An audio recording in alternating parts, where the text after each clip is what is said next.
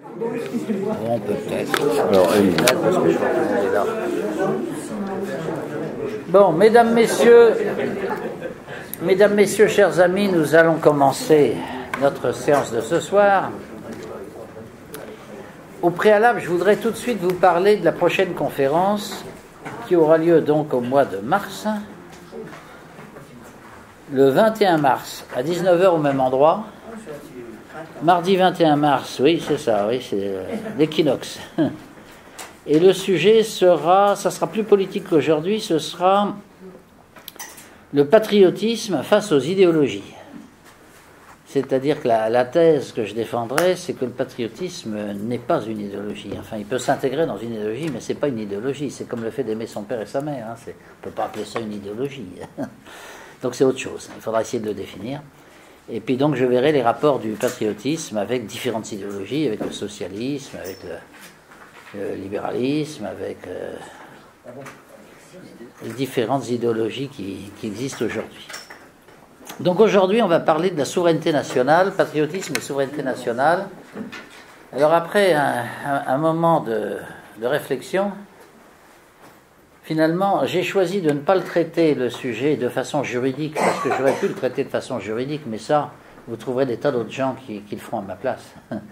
Il y a des dizaines de livres sur le sujet, la souveraineté du point de vue juridique, la souveraineté face à la Commission de Bruxelles, la souveraineté face aux juridictions internationales, ce sont des vrais sujets, hein, des sujets très importants.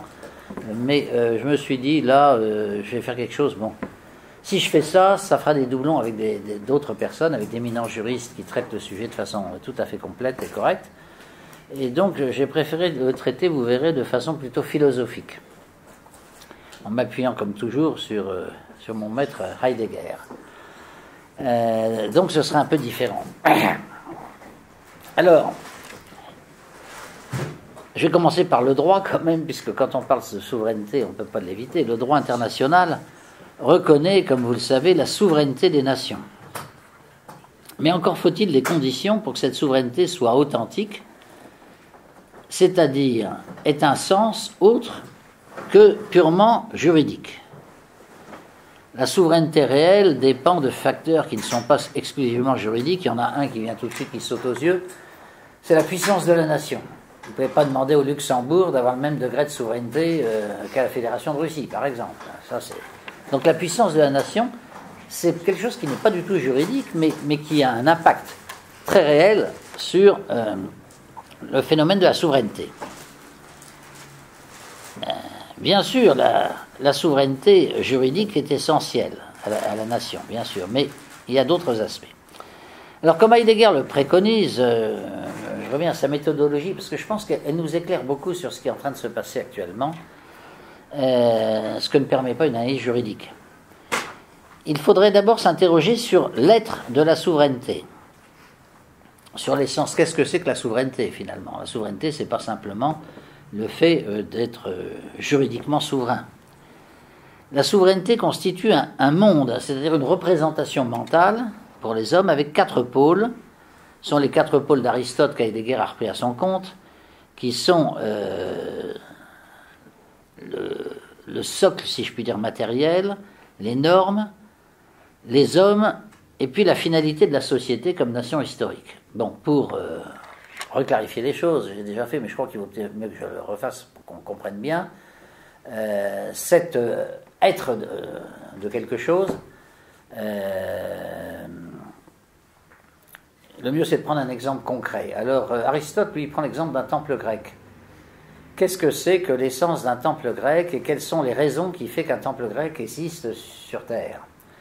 Il y a 4 causes pour lui. C'est les 4 causes traditionnelles de la métaphysique d'Aristote qui ont toujours été reprises jusqu'à l'époque moderne, date à laquelle peu à peu tout ça a été oublié parce que Aristote n'est plus à la mode, si je puis dire. Donc il dit il y a un temple à tel endroit en Grèce, pourquoi ? Il y a une cause matérielle d'abord. La cause matérielle, c'est le matériau, c'est-à-dire en l'occurrence des pierres, ça pourrait être du bois. C'est que les temples grecs à l'origine étaient faits en bois. Puis après, ils ont été faits en pierre. Mais les tout premiers temples, vers le 8e siècle avant Jésus-Christ, étaient en bois.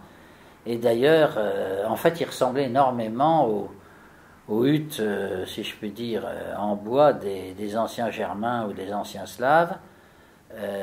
C'est pour ça qu'on pense, c'est une des raisons qui fait qu'on pense que les Grecs sont un peuple qui sont venus du nord de l'Europe parce qu'ils faisaient des toits en pente. Mais ce n'est pas pour des raisons uniquement esthétiques, c'était tout simplement pour évacuer la neige.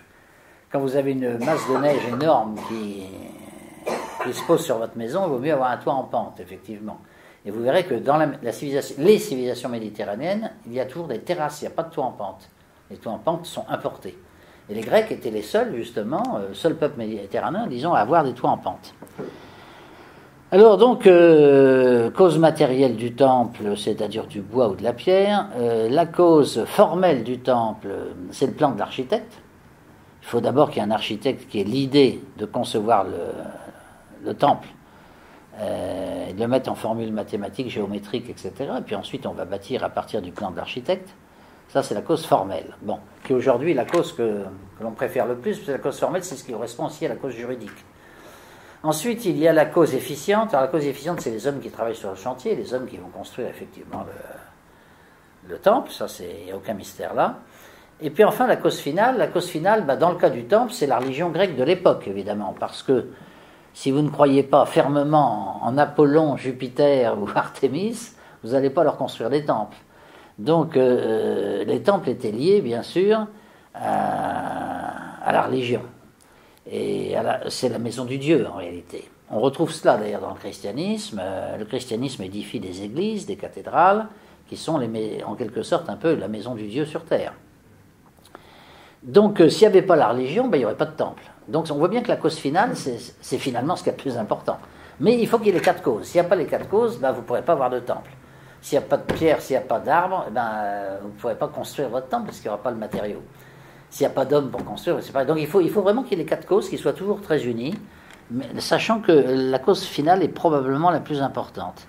Et quand on s'intéresse sur les phénomènes contemporains, le grand défaut justement de beaucoup de nos dirigeants, notamment qui ont été formés dans mon école à l'ENA, c'est qu'on n'est pas du tout aristotélicien, on n'a même jamais ouvert un livre d'Aristote. Et donc, quand on a un phénomène comme les émeutes des banlieues, on va essayer d'expliquer ça par la cause matérielle, c'est-à-dire le fric, en fait. Donc, il faut essayer de créer des emplois pour qu'ils ne soient pas à rien faire. Il faut doubler le nombre de policiers, c'est de l'argent, sur place pour mieux lutter contre les voyous. Donc, des mesures financières. Et puis, la deuxième catégorie de mesures, c'est la cause formelle, c'est-à-dire les normes. On va modifier les lois, on va faire en sorte que la responsabilité pénale soit abaissée, il en est question aujourd'hui, à 16 ans par exemple, pour mieux capturer les jeunes délinquants. Donc tout ça n'est pas faux. Bien sûr que les solutions financières et juridiques font partie, bien sûr, de la solution plus générale. Mais on ne peut pas comprendre en profondeur ce qu'est l'émeute de banlieue, et on ne peut pas comprendre l'essence, si vous voulez, de l'émeute de banlieue, si on ne prend pas en compte la culture des populations du lieu. Il est évident que dans le 13e arrondissement, par exemple, où la population est essentiellement chinoise, il n'y a jamais de grandes émeutes et de voitures qui brûlent. Ce n'est pas du tout dans la culture des Chinois. Ils ont beau être déracinés, ils sont peut-être, je ne sais pas, vilipendés par les racistes, j'en sais rien, mais en tout cas, ils ne font jamais ce genre de manifestations. Donc les manifestations, les émeutes que nous connaissons sont liées à certaines ethnies, c'est bien précis. Ce n'est pas non plus les colonies éventuellement allemandes, polonaises ou russes qui sont sur le territoire français qui vont faire des émeutes, ni les Portugais, pour prendre l'ethnie la plus importante des ethnies étrangères en France. Donc voilà une dimension très importante, c'est la cause efficiente, dirait Aristote, et je peux vous assurer que au ministère de l'Intérieur, puisque j'y ai beaucoup travaillé, on ne voulait jamais parler de ça, parce que c'est tabou, vous comprenez, c'est vraiment politiquement parfaitement incorrect de dire que certaines populations posent des problèmes d'ordre public et d'autres populations ne posent pas des problèmes d'ordre public. Mais moyennant quoi, si on ne veut pas voir ça, on ne peut pas vraiment creuser le sujet et trouver des solutions. Pour trouver des solutions, il faut quand même voir la réalité telle qu'elle est dans toutes ses dimensions, notamment ces fameuses 4 dimensions aristotéliciennes. Et la cause finale, c'est pourquoi on vit en société, finalement, qu'est-ce qui nous relie les uns aux autres, etc. Ça aussi, on n'a pas tellement envie d'en parler, parce qu'à l'ENA, on forme des fonctionnaires, des administrateurs, et dès qu'on s'échappe vers des domaines qui relèvent un peu plus de la philosophie, tout le monde s'enfuit immédiatement, il ne veut pas se poser ce genre de questions. Bon. Donc, voilà. Alors, j'ai rappelé les 4 causes d'Aristote, parce qu'on va y revenir, là. Donc, la souveraineté, on peut aussi l'analyser en termes de ces 4 causes. Vous allez voir, ça donne une image assez différente de la souveraineté, examinée uniquement sur le terrain juridique. bien que le terrain juridique ne doit pas être abandonné, bien sûr. La souveraineté est donc un cadre juridique, bien sûr, et il n'est pas question de dire que ça ne compte pas, c'est très très important. Donc selon les traités que l'on signe avec l'étranger, on va aliéner sa souveraineté ou au contraire on ne va pas l'aliéner. Bon, ça c'est l'aspect juridique, qui est tout à fait essentiel et dont on parle beaucoup dans la vie politique. Donc je n'en parlerai pas énormément ce soir, effectivement, parce que je vais essayer de traiter les autres aspects que personne ne traite. Il faut une cause matérielle, bien sûr, pour que la souveraineté nationale existe. La cause matérielle, c'est donc un territoire. Donc la notion de territoire national est quelque chose de tout à fait essentiel et fondamental. Et avec le territoire, il faut y joindre sans doute un socle économique et un socle démographique. Bon, il est évident qu'un pays qui a un produit intérieur brut très important, qui est donc très riche, qui peut donc payer une armée considérable, a plus de chances de connaître une situation de souveraineté qu'un pays qui est désarmé, qu'un pays qui est très pauvre, qu'un pays qui... Même, vous avez certains pays du tiers-monde qui sont même tellement pauvres qu'ils ont moins d'argent que les trafiquants de drogue, par exemple. Donc l'État est moins puissant que les délinquants. Alors là, il n'y a pas de souveraineté, effectivement, c'est très peu de souveraineté. Donc ça, c'est la cause matérielle, on l'a vu tout à l'heure pour le temple, ben, c'est pareil pour la nation, il faut une cause matérielle, un territoire, un socle démographique, un socle économique. La cause efficiente, ce sont les hommes, dont je parlais tout à l'heure. Alors, les hommes, il y a plusieurs aspects qu'il faut voir. Il y a le nombre des hommes. Ça, c'est très important. C'est pas un hasard, si vous voulez, si les pays qui dominent aujourd'hui le monde occidental, pour simplifier, hein, je ne vais pas parler de la Chine, mais sont comme par hasard tous les pays qui ont le nombre d'habitants le plus important. Les États-Unis, hein, je parle du monde blanc, hein, si j'ose utiliser ce mot. Les États-Unis, 300 millions d'habitants. Bon. Ensuite, le deuxième peuple par le nombre, même s'il est réparti dans plusieurs États, sont les Russes, qui font à peu près 200 millions d'habitants, dont 160 en Russie. Ensuite, vous avez les Allemands, qui représentent un stock, si je puis dire, de près de 100 millions d'habitants dans le cœur de l'Europe, avec les Allemands, les Autrichiens, les Suisses allemands, etc. Ensuite, vous avez les Français, qui sont moins nombreux, mais enfin qui, avec les Belges et les Suisses romands, font à peu près 70 millions d'habitants. Et puis, vous avez aussi les Anglais, qui sont un peu moins nombreux que nous, mais enfin pas loin, qui sont autour de 65 millions d'habitants. Après, vous avez les Italiens. Bon. Mais vous voyez que c'est sans doute pas un hasard, l'importance politique et le poids économique des pays est quand même en relation assez directe avec le nombre d'habitants.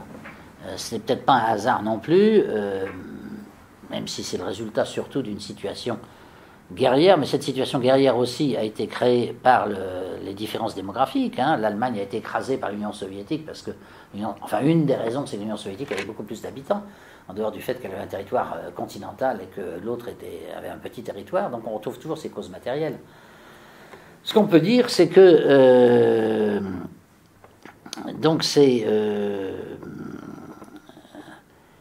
la quantité, si vous voulez, de nationaux est un des éléments de la puissance et donc un des éléments, effectivement, de la souveraineté. Mais le nombre des habitants ne suffit pas. La qualité des habitants, évidemment, est extrêmement importante, notamment parce que c'est elle qui fait la productivité économique, la richesse économique d'un pays, qui va lui permettre ensuite de payer une armée, etc. Bon. La qualification des habitants est tout à fait quelque chose de tout à fait considérable et d'essentiel. Donc normalement, un homme politique digne de ce nom doit s'intéresser au nombre des habitants et à la qualité des habitants. S'intéresser au nombre des habitants, ça veut dire avoir une politique familiale, s'intéresser au taux de mortalité, au taux de natalité, s'inquiéter si la mortalité l'emporte sur la natalité, le taux de croissance démographique, tout ça. C'est des sujets, par exemple, qui ont été complètement oubliés à l'époque russe, à l'époque de Yeltsin, où la population s'effondrait complètement de façon tout à fait rapide. Et quand le président Poutine est arrivé en l'an 2000, il a repris les choses en main. Maintenant, enfin, ça fait évidemment quelques années qu'il est là, mais il faut savoir que la natalité en Russie a augmenté d'un tiers depuis que Poutine est là. Il faut savoir aussi que la population s'est remise à augmenter maintenant de 50 000 habitants par an, alors qu'avant elle diminuait.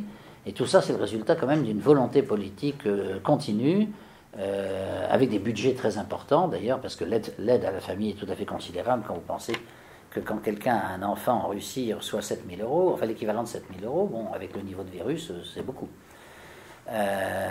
Donc, la quantité d'habitants, oui, ça devrait être une préoccupation d'un chef d'État. En Occident, on voit souvent des chefs d'État, on voit ça en France, on voit ça en Allemagne, qui disent La natalité est trop faible, par conséquent, il faut importer de l'immigration, et on ne s'intéresse même pas à la qualité de cette immigration, il faut importer des hommes, voilà. Comme s'ils étaient tous interchangeables, ce qui est typique d'ailleurs du mode de pensée d'aujourd'hui. Donc le nombre, c'est important, c'est un élément de la souveraineté aussi. La qualité des gens, également, la qualité, c'est le problème de la formation, bien sûr, la formation, mais dans les trois domaines, hein, comme disaient les Grecs, la formation physique, la formation intellectuelle et la formation morale. Sur les trois, la formation intellectuelle, bien sûr, est importante, mais la formation morale ne l'est pas moins. C'est quelque chose de tout à fait essentiel, notamment selon la formation que les jeunes générations auront reçue, ils seront prêts, par exemple, à défendre leur patrie ou à ne pas la défendre. Ça, c'est aussi un sujet qui a été largement pris en main par le président Poutine en Russie, où effectivement, on a rétabli les cours d'instruction patriotique et militaire. L'instruction patriotique, ça consiste surtout à étudier l'histoire de la Russie et les grandes caractéristiques culturelles du pays. Et l'instruction militaire, pas besoin de dessin, vous voyez en quoi ça peut consister. Et on a même recréé des écoles de cadets en nombre important, qui sont des écoles privées d'ailleurs, pour donner des formations militaires aux enfants des parents qui le souhaitent. En général, les parents souhaitent beaucoup que leurs enfants aient une formation militaire parce qu'ils s'aperçoivent que ça donne des bons résultats, à cause de la discipline, de l'ordre, etc. Enfin, on prend des habitudes qui sont souvent assez bonnes.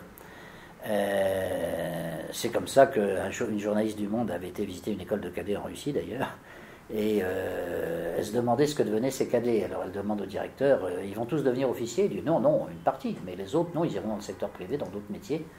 Mais ils auront reçu une formation générale de base, notamment morale, dans cette école. Et elle voit un gamin passer à côté. Alors elle lui dit, toi, tu veux faire quoi plus tard? Et le gamin répond à la journaliste du Monde, moi, madame, plus tard, je vais être patriote. Évidemment, la journaliste, ça l'a bluffé. Elle a remis ça dans son article. Bon. Donc, vous voyez, la souveraineté, au début, on pense que dans l'esprit d'un énarque buté, si je puis dire, je peux me permettre ça puisque j'en fais partie, la souveraineté, c'est le fait juridiquement de ne pas être soumis à des pays étrangers. Bon. Mais en fait, la souveraineté réelle, authentique, elle dépend de la taille du territoire, elle dépend du nombre d'habitants, elle dépend de la qualité des habitants. Voilà des facteurs dont on ne parle pas beaucoup dans la vie politique actuelle, dans le monde occidental en tout cas. Et puis, là j'ai parlé de la cause, vous voyez, j'ai parlé comme ça, mine de rien, de la cause matérielle, la cause efficiente, j'ai repris les différentes catégories d'Aristote. Puis il y a la cause finale. Alors la cause finale, je vais reprendre l'expression très célèbre de Renan, qui est resté en France une autorité. Renan dit « La nation est une âme, un principe spirituel. Deux choses qui, à vrai dire, n'en font qu'une, constituent cette âme, ce principe spirituel. L'une est dans le passé, l'autre dans le présent. L'une est la possession en commun d'un riche legs de souvenirs, on pourrait même dire un héritage plus que des souvenirs d'ailleurs, et l'autre, c'est le consentement actuel, le désir de vivre ensemble, la volonté de continuer à faire valoir ensemble cet héritage qu'on a reçu indivis. » Voilà, donc ça c'est, si vous voulez, la cause finale de la nation. On est sur Terre, en partie, pas uniquement, mais en partie, pour continuer à faire valoir cet héritage qu'on a reçu et qui constitue quand même l'essentiel de notre personnalité. Hein. D'abord, nous pensons en français, par exemple. La langue maternelle porte bien son nom, hein, c'est la langue de la mère. Hein. On n'aurait pas pu réinventer tout seul, comme un petit enfant, une langue nouvelle. Bon, donc c'est bien un héritage. Et cet héritage, cracher sur cet héritage, le mépriser, etc., est quelque chose de non seulement d'indigne, bien sûr, mais de stupide. De stupide. On ne peut pas recréer des choses qui existaient avant vous et qui... c'est pour ça d'ailleurs que Hayek dit l'homme moderne se croit maître du langage. Il dit c'est largement le contraire. C'est le langage qui est le maître de l'homme. Pour raison très simple, c'est que le langage il existait avant nous. Bien avant nous, il était constitué bien avant nous, par des gens qui étaient nos ancêtres, bien sûr, pas nous. Et le langage obéit à des lois, à une grammaire, à des mots qui ont des sens bien précis, etc., et qui formatent évidemment complètement notre pensée. Alors, ce formatage de la pensée par le langage, on a tendance à l'oublier. Comme toutes les choses les plus importantes, on a tendance à les oublier, d'ailleurs. C'est un peu une des convictions d'Heidegger, mais je crois que c'est très vrai. Les choses, elles sont tellement évidentes, etc., qu'on n'y pense même pas. Bon, on pense dans une langue, oui, effectivement. Et selon la langue que l'on utilise, on ne pensera pas de la même manière. Prendre un exemple juste, parce que là, on n'a pas le temps de développer ça, mais quand même, faire sentir cette chose. C'est d'ailleurs l'intérêt de parler plusieurs langues. Si je dis, ce verre est sur la table, bon, il n'y en a pas, ce stylo est sur la table. Ce stylo est sur la table, j'ai un stylo. sur cette table. J'ai un stylo. Ça, c'est de la langue française. J'utilise le verbe avoir. C'est pas innocent. Avoir, ça se réfère à soi-même. C'est-à-dire, c'est moi qui ai un stylo. Donc, il y a le moi qui est derrière, qui arrive tout de suite, disons, qui prend une place importante. Bon. Un anglais sera plus distant. Il dira « there is a glass ». Il y a un verre. Il n'utilise pas le mot avoir. Il est un verre. Il est un verre sur cette table. C'est-à-dire, il prend sa distanciation. Ce verre est là. Il n'est pas forcément à moi. Donc, le verbe avoir a été éliminé. Il est remplacé par le verbe être. C'est une autre façon de voir le monde, quand même, assez anglo-saxonne. Et puis, un Allemand dira encore autre chose. C'est intéressant, d'ailleurs, le cas de l'Allemagne. L'Allemand dira « Es gibt ein Glas », c'est-à-dire « il me donne un verre ». C'est-à-dire le monde qui m'environne, va me faire cadeau d'un verre. C'est un peu ça l'idée. Hein. Donc, c'est presque l'inverse du français, c'est-à-dire on ne ramène pas à soi, on ramène ça au monde, au contraire. Donc, voilà un exemple de l'héritage, si vous voulez, sur lequel se fonde évidemment une nation. Et donc, la finalité de la nation, c'est de vivre ensemble sur la base d'un héritage commun et la volonté de continuer cet héritage et éventuellement de le faire fructifier. Alors, je vais revenir sur chacune des causes de façon un peu plus détaillée maintenant. La cause matérielle. La souveraineté porte toujours sur un territoire. Savoir alors, qui dit territoire dit frontière, tout de suite. Je vous dis tout de suite. Donc, on va arriver tout de suite sur un sujet qui est un sujet polémique. Savoir protéger ses frontières, c'est un attribut essentiel de la souveraineté. Si vous ne faites pas protéger vos frontières, je ne vois pas très bien en quoi vous êtes souverain. Hein. Demain, n'importe quelle armée peut vous envahir, et puis vous n'êtes plus souverain, c'est fini. Bon. Comme le fait remarquer d'ailleurs Heidegger, la frontière pour les anciens Grecs ne voulait pas dire la fin de quelque chose. Parce que nous, souvent, quand on dit la frontière, on pense que c'est la fin. La France s'arrête à la frontière, après il y a autre chose. Bon. On pense plutôt dans ces termes-là. En italien, c'est encore plus net. Confine del Stato, hein, c'est la fin de l'État. Et il dit, mais pour les Grecs, c'était le contraire. Pour eux, la frontière, ça voulait dire, c'est là où commence une réalité. C'est pas la fin de quelque chose. La réalité, elle commence par ses limites. Ça, c'est une idée très grecque. Quelque chose qui est limité est défini. Quelque chose qui est illimité n'a pas d'existence à limite. Donc, il faut avoir des frontières pour pouvoir exister, en quelque sorte. Et effectivement, historiquement, on considère que les frontières, quelles que soient les formes des États, sont toujours considérées comme sacrées. Dans la charte de l'ONU, il y a deux principes qui se font concurrence, entre lesquels il est bien difficile de trancher. Premier principe, l'intangibilité des frontières. Interdiction de toucher à une frontière. Bon, sauf accord général, unanime de tout le monde, mais c'est difficile. Deuxième principe, le droit des peuples à disposer d'eux-mêmes.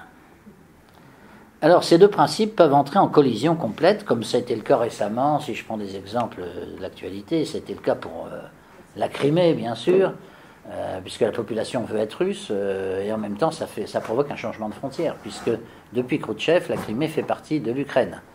Une décision arbitraire qu'a pris Khrouchtchev à l'époque, mais on respecte cette décision arbitraire, curieusement.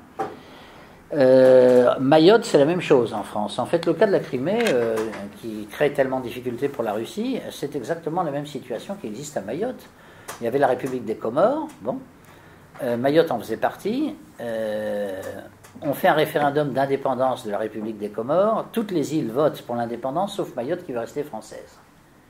Qu'est-ce qu'on fait à ce moment-là ? Eh bien, on s'empare militairement de Mayotte, qui reste français, et on laisse les autres mener leur vie indépendante. Ça crée un scandale. Alors, pas le même scandale qu'en Crimée, bien sûr, mais quand même, on est condamné tous les ans, alors on le dit pas, hein, bon, enfin, notre presse ne le dit pas beaucoup. Tous les ans, la France est condamnée par l'Organisation de l'Unité africaine, par un vote unanime, disant qu'il faut que la situation coloniale cesse à Mayotte et qu'on réintroduise l'unité de la République des Comores, qui a été mise à mal par la force arbitraire de la France. L'ONU, pareil. L'Assemblée générale de l'ONU vote en général une résolution qui passe aussi un peu sous silence. Une résolution comme quoi la France doit quitter Mayotte et on doit réintégrer les Comores dans leur unité. Donc c'est le même problème, en fait, si vous voulez, que le problème de la Crimée. Parce que dans le cas de la Crimée, les Criméens, ils ont choisi la Russie. Et les Mahorais, ils ont choisi la France. Bon, voilà. Seulement, nous, on a la chance de ne pas avoir de sanctions parce qu'on est du bon côté de la barrière, si on fait partie de l'OTAN et de la grande famille américaine, si je puis dire, et les Russes, non. Alors donc, évidemment, les conséquences ne sont plus les mêmes.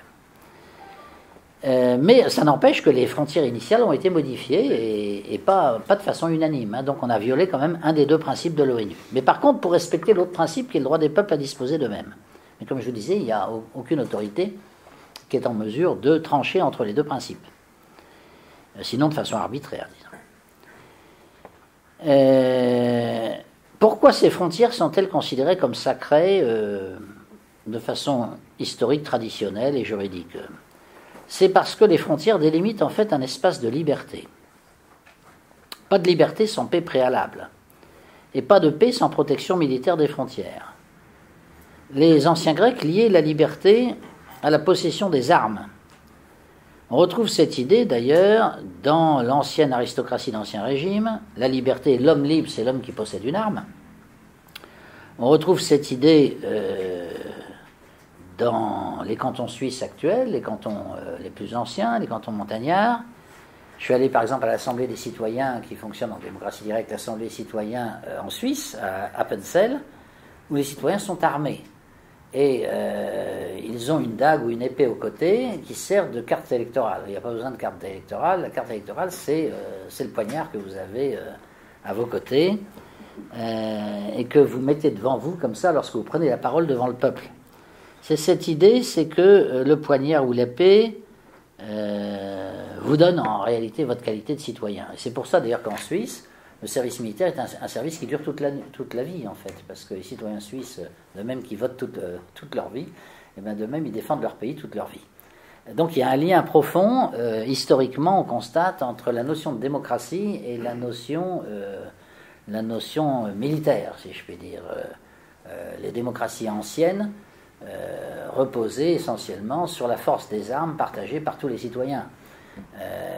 En Russie, à Novgorod, qui vivait comme un canton suisse, c'était pareil. Il y avait une armée extrêmement forte qui a tenu le coup pendant 400 ans. À la fin, elle a été écrasée par le tsar Ivan III, ce qui fait que finalement, Novgorod a perdu son indépendance. Mais pendant 300 ans, ça a tenu le coup. Ça a même si bien tenu le coup que c'est la seule région de Russie qui n'a pas été conquise par les Mongols au XIIIe siècle. C'est que l'invasion mongole a conquis la Russie, sauf les républiques de Novgorod et de Pskov, qui étaient à l'ouest, et qui vivaient donc en démocratie directe. Alors, juste pour une pause de distraction, si je puis dire, je vous passe juste quelques instants la marche militaire. C'est pas la bonne.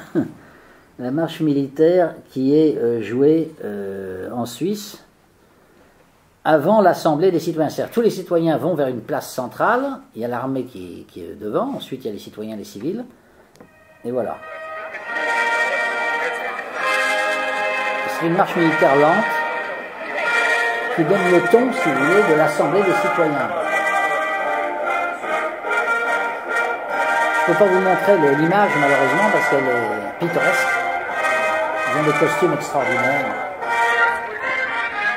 Mais là, il faudrait un grand écran.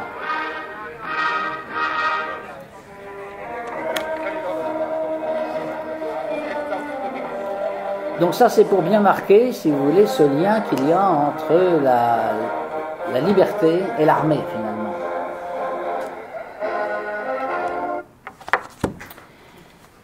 Alors, pas de paix sans protection militaire des frontières. Et de ce point de vue-là, l'immigration clandestine peut être en réalité considérée comme une sorte d'acte de guerre. Mais sur ce point, depuis de nombreuses années, une étrange tolérance s'est répandue sur ce point. Un immigré qui a violé la frontière devrait être considéré comme un ennemi, normalement. Et le pays d'où il vient devrait rendre des comptes comme étant complice. Bon, on n'est pas du tout dans cet esprit-là aujourd'hui, évidemment. Le viol du droit lorsqu'il s'agit des frontières, ça ne gêne pas beaucoup les médias.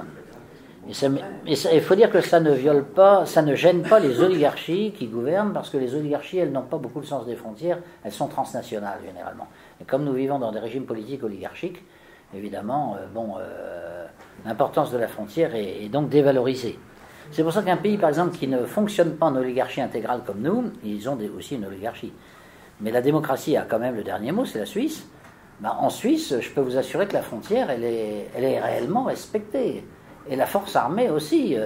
Je me souviens, j'ai inspecté des postes frontières français franco-suisse, parce qu'il y en a près de Genève, où les policiers suisses et les policiers français coopèrent ensemble, mais ils ne coopèrent pas dans des bonnes conditions, et c'est pas facile, ne serait-ce que parce que le policier suisse a un salaire qui est 3 fois celui du salaire français, au même grade. Donc ils font un peu un complexe, si vous voulez. Et alors quand j'ai été les inspecter, les policiers m'ont dit, vous pouvez militer auprès du ministre pour qu'on remonte nos salaires. Je dis, non, on ne peut pas remonter vos salaires à vous seulement, sous prétexte que vous êtes sur la frontière suisse, parce qu'il faudrait remonter les salaires de tout le monde. Bon, donc je suis désolé, ça sera difficile.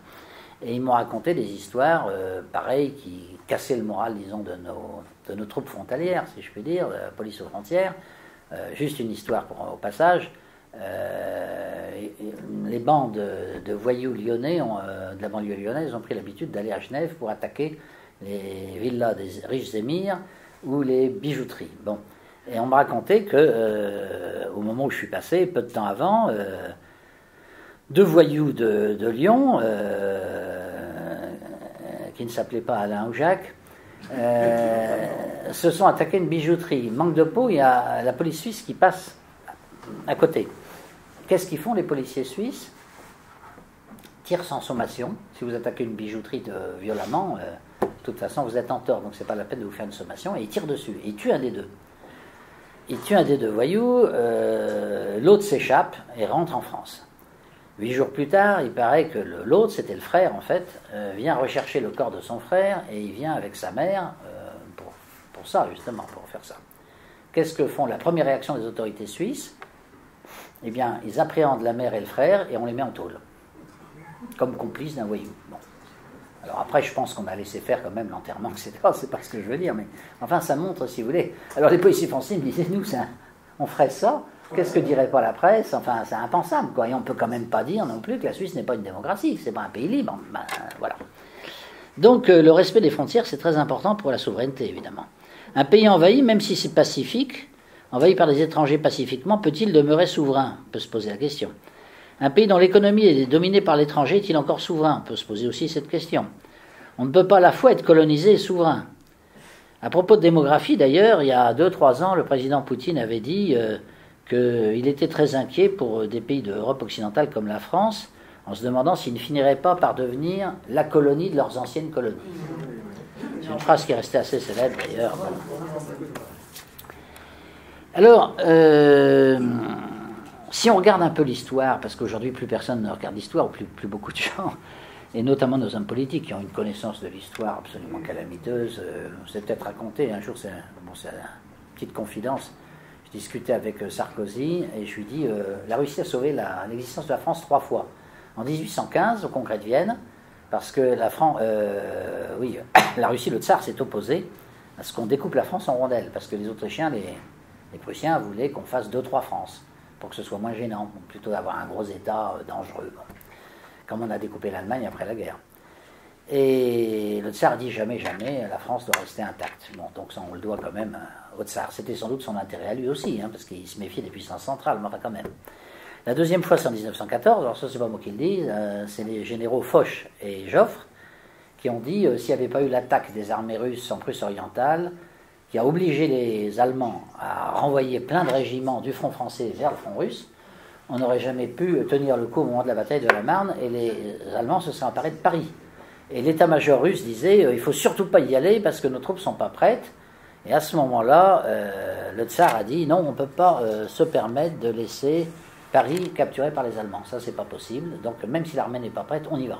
Et ils ont attaqué donc en Prusse orientale, et effectivement, on a gagné la bataille de la Marne parce qu'il manquait les 3-4 régiments aux Allemands qui leur permettaient de gagner définitivement. Bon. Et la troisième fois, c'est en 1945, évidemment. Et je dis ça à Sarkozy, qui me dit c'est très intéressant, mais la deuxième fois, je n'ai pas très bien compris, me dit-il. Quand les Russes nous ont aidés la deuxième fois, c'était donc bien en 1917. Je lui dis, mais enfin, 1917, c'est la révolution russe. Il n'y a plus d'armée allemande. Là, au contraire, même la Russie a complètement capitulé et ils ont décidé de faire la paix de Brest-Litovsk. Je lui dis, c'est en 1914, c'est évident, c'est la bataille de la Marne, c'est en 1914. Il me fait, ah bon, la bataille de la Marne, c'est en 1914. Donc vous voyez ses connaissances historiques. Quand même, un ancien président de la République. Bon, c'est un exemple parmi d'autres. Non, mais je ne veux pas d'ailleurs l'accabler spécialement lui en personne, parce que c'est assez général. C'est assez général. Alors, oui, alors si on fait un petit peu d'histoire, bon, là je vais être bref parce qu'on n'a pas le temps de développer trop, mais on s'aperçoit que l'immigration peut être une source, effectivement, de perte de territoire terrible pour le pays qui se laisse faire. Alors, il y a un cas, c'est la Serbie, les immigrants serbes. Les immigrants albanais, par contre, sont devenus de plus en plus majoritaires dans la province serbe du Kosovo. Et comme ils étaient majoritaires, ils ont fini par s'emparer du pouvoir avec l'approbation des pays étrangers, des pays occidentaux. Mais c'était une terre serbe à l'origine, mais qui a été d'abord grignotée par l'immigration. On a toutes les statistiques démographiques. Les Albanais ne deviennent majoritaires qu'au début du XXe siècle. Avant, c'était une majorité serbe. Autre exemple, peut-être plus ancien, c'est vrai, mais peut-être plus frappant, c'est la Californie. La Californie était peuplée, comme vous le savez, d'Amérindiens. Bon, on ne peut pas dire que pour les Amérindiens, l'immigration blanche a été leur chance, n'est-ce pas? Il est difficile d'admettre cette thèse. Bon. L'armée espagnole donc soumet les Amérindiens qui habitent localement. Un gouverneur espagnol est installé à Monterrey, qui est la capitale de la Californie espagnole à l'époque. En 1811, le Mexique devient indépendant, donc la Californie devient mexicaine, avec 3200 colons espagnols. Alors, c'est pas énorme. Et puis, des colons américains anglo-saxons, je veux dire, arrivent de l'Est, de plus en plus nombreux, et plus nombreux que les Espagnols. Les Espagnols se rebiffent, essayent de limiter l'arrivée des colons anglo-saxons, essayent de les empêcher de s'emparer des secteurs clés, disons, de l'économie locale, et ça crée un conflit. Le gouverneur cherche à les expulser. Les immigrés américains se plaignent à Washington, et Washington dit vous vous attaquez à nos citoyens, c'est une honte, on vous déclare la guerre. Et donc, guerre mexicano-américaine entre Américains et Mexicains le 13 mai 1846. L'armée américaine écrase les Mexicains, qui sont obligés d'abandonner la Californie par le traité de Guadalupe-Hidalgo le 2 février 1848. Ensuite, la situation va encore se renforcer en faveur des États-Unis, puisqu'il y a la ruée vers l'or, et là vous avez une masse énorme d'immigrants occidentaux, mais qui ne sont pas forcément ni espagnols ni mexicains, bien sûr, 250 000 immigrants arrivent en Californie et peuplent la Californie. Donc voilà un cas, par exemple, où l'immigration a joué un rôle absolument décisif dans la perte de la Californie par le Mexique. Tout ce qui reste de cette trace historique, c'est les noms de villes en Californie, San Diego, San Francisco, Los Angeles, parce que, oui, bien sûr, toutes ces villes ont été fondées par les Espagnols et ensuite les Mexicains. On peut prendre bien d'autres exemples sur le fait que lorsque vous avez une immigration qui ne s'intègre pas, si je puis dire, c'est un danger pour l'unité nationale. Hitler, en 1938, prend le prétexte d'une très vieille immigration allemande, c'est vrai qu'elle remontait au XIIIe siècle, pour annexer la région des Sudètes, où on parle essentiellement l'allemand, et les grandes puissances étrangères, la conférence de Munich, France, Angleterre, Italie, soutiennent totalement les prétentions d'Hitler contre les Tchèques. Donc on ne peut pas faire confiance non plus à, je dirais, un aéropage international pour vous défendre dans des cas de ce genre. Donc la présence de colonies étrangères non assimilées est toujours un danger pour le pays d'accueil. Un État est souverain lorsque ses frontières sont respectées et que la population correspond à une majorité de nationaux. C'est le socle de la souveraineté. Ce socle est historique, car les frontières ont été tracées à la suite de guerres, et rarement par un accord pacifique. Ce sont les guerres, effectivement, qui sont à l'origine de la plupart de nos frontières, et c'est le cas aussi pour la France, et ça montre encore ce lien, peut-être regrettable, mais c'est dans la nature des choses, entre l'armée et la liberté, la souveraineté d'une nation. Alors maintenant, la cause efficiente. La cause efficiente, ce sont les hommes. Ça, c'était la cause matérielle. La cause juridique, bon, j'ai dit que j'en parlais pas beaucoup. La cause efficiente sont les hommes. Alors il faut encore que les hommes, évidemment, ne soient pas des agents de l'étranger. Sinon, ça entraîne des conséquences tout à fait importantes. Si je reviens maintenant dans une époque très récente, De Gaulle a rêvé un moment de faire une espèce de puissance carolingienne avec la France et l'Allemagne de l'Ouest, après la Seconde Guerre mondiale, et puis a constaté que les Allemands reculaient. Au début, ils étaient à peu près d'accord, puis très très vite, ils se sont mis à être en arrière de la main, et ils n'ont pas voulu du tout faire ce rapprochement franco-allemand tel que De Gaulle l'aurait voulu. Pourquoi ? Parce qu'il y avait la pression américaine, et à l'époque, les Allemands avaient une obsession qu'on comprend en tant qu'Allemands d'ailleurs, c'est la réunification de l'Allemagne. Il disait la réunification de l'Allemagne, c'est pas De Gaulle qui va nous l'apporter, ça c'est clair. Ce qui va nous apporter la réunification de l'Allemagne, pensait-il à l'époque, ce sont les Américains. Bon, en fait, c'est pas les Américains. Enfin, les Américains y ont contribué, mais c'est surtout Gorbatchev, effectivement, qui leur a fait cadeau de la réunification. Et aujourd'hui encore, maintenant, on voit bien Mme Merkel qui colle aux intérêts américains de façon très très très systématique. Alors je sais bien que son cas est un cas particulier, il y a des bruits qui courent. Moi, je n'ai pas de preuves à vous apporter ici ce soir, mais enfin, vous savez que Mme Merkel était une personnalité importante dans l'ancienne Allemagne de l'Est communiste. Elle surveillait ses confrères de l'Académie des sciences, elle était à l'Académie des sciences, mais elle était une sorte de commissaire politique de l'Académie des sciences, disons. Bon, et donc elle faisait des rapports sur ses confrères, etc. Et puis ensuite, elle était porte-parole du dernier gouvernement communiste avant la chute du régime. Donc c'est pas rien quand même. Bon.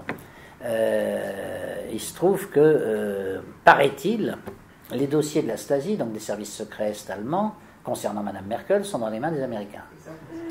Bon, si c'est le cas, évidemment, il suffit de publier des morceaux de ces dossiers et la carrière de Mme Merkel s'arrête. Bon, donc ça explique peut-être, je ne dis pas qu'il faut tout expliquer par ça, mais c'est un élément qu'il faut tenir compte. De Gaulle disait, l'Allemagne, on lui a cassé les reins en 1945, il voulait dire par là, on a cassé son moral, essentiellement en l'empêchant de raisonner de façon nationale, et en les obligeant en permanence à avoir une attitude de repentance et de soumission.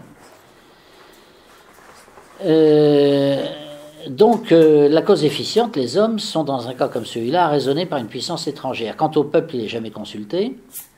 On l'a bien vu en Allemagne, par exemple, qu'il s'agisse d'accueillir les migrants, qu'il s'agisse d'arrêter les centrales nucléaires. Tout ça, c'est décidé par le Bundestag, mais le Bundestag, c'est une oligarchie de partis politiques qui obéissent évidemment au chancelier. De ce point de vue-là, d'ailleurs, pour bien connaître la nature des partis politiques, il faut se référer à ce grand classique de la politologie italienne, Roberto Michels, Les partis politiques, je vous conseille la lecture, où il explique qu'un parti politique ne peut en aucun cas être une démocratie. Un parti politique, c'est un organe de combat, et par conséquent, il fonctionne comme une armée, et donc il y a des chefs, il y a des gens qui obéissent, et même si les statuts, bien sûr, sont toujours démocratiques. Hein. Si vous regardez les statuts de n'importe quel parti politique français, vous verrez que, comme une association, il y a une assemblée générale, etc., c'est démocratique. Mais dans la pratique réelle, comme les syndicats, d'ailleurs, c'est pareil, les syndicats, vous avez des gens qui sont au pouvoir, peuvent être au pouvoir pendant 40 ans, encore plus que les politiques même d'ailleurs, hein, et ils contrôlent tout, ils contrôlent la machine. Donc le peuple, effectivement, n'a pas beaucoup son mot à dire dans toutes ces affaires. Un autre facteur aussi qu'il faut prendre en compte si on se met à réfléchir sur la cause efficiente, c'est-à-dire les causes efficientes de la souveraineté, c'est les hommes. Est-ce que les hommes, tels qu'ils sont, vont soutenir cette fameuse souveraineté ou pas? Souvent, historiquement, un conflit très important apparaît entre le peuple et les élites. Ce n'est pas un phénomène propre à notre époque, hein, c'est un phénomène qui revient régulièrement. Parce que les élites, souvent en raison de leur statut, de leurs privilèges, de leurs avantages, etc., même si elles sont méritantes, elles ont toujours intérêt à soutenir, dans certains cas, pas toujours, mais soutenir des forces étrangères. C'est la situation, je le rappelle, où se trouva Jeanne d'Arc, avec une partie du clergé de la noblesse, qui soutenait les forces d'occupation, évidemment. Dans les démocraties populaires, autrefois, les élites au pouvoir défendaient bien sûr la cause soviétique. Le peuple était souvent en désaccord complet, mais il ne pouvait rien, parce que là, il y avait la force des armes qui jouait. Dans les pays occidentaux, les élites, après 1945, se sont américanisées, et ça explique la situation actuelle, où un conflit oppose de plus en plus les élites politiques et financières au reste du peuple, parce qu'il y a des désaccords croissants qui se font jour de plus en plus, surtout sur des sujets qui sont sensibles dans la vie quotidienne, comme par exemple l'immigration, la criminalité ou le chômage. Bon.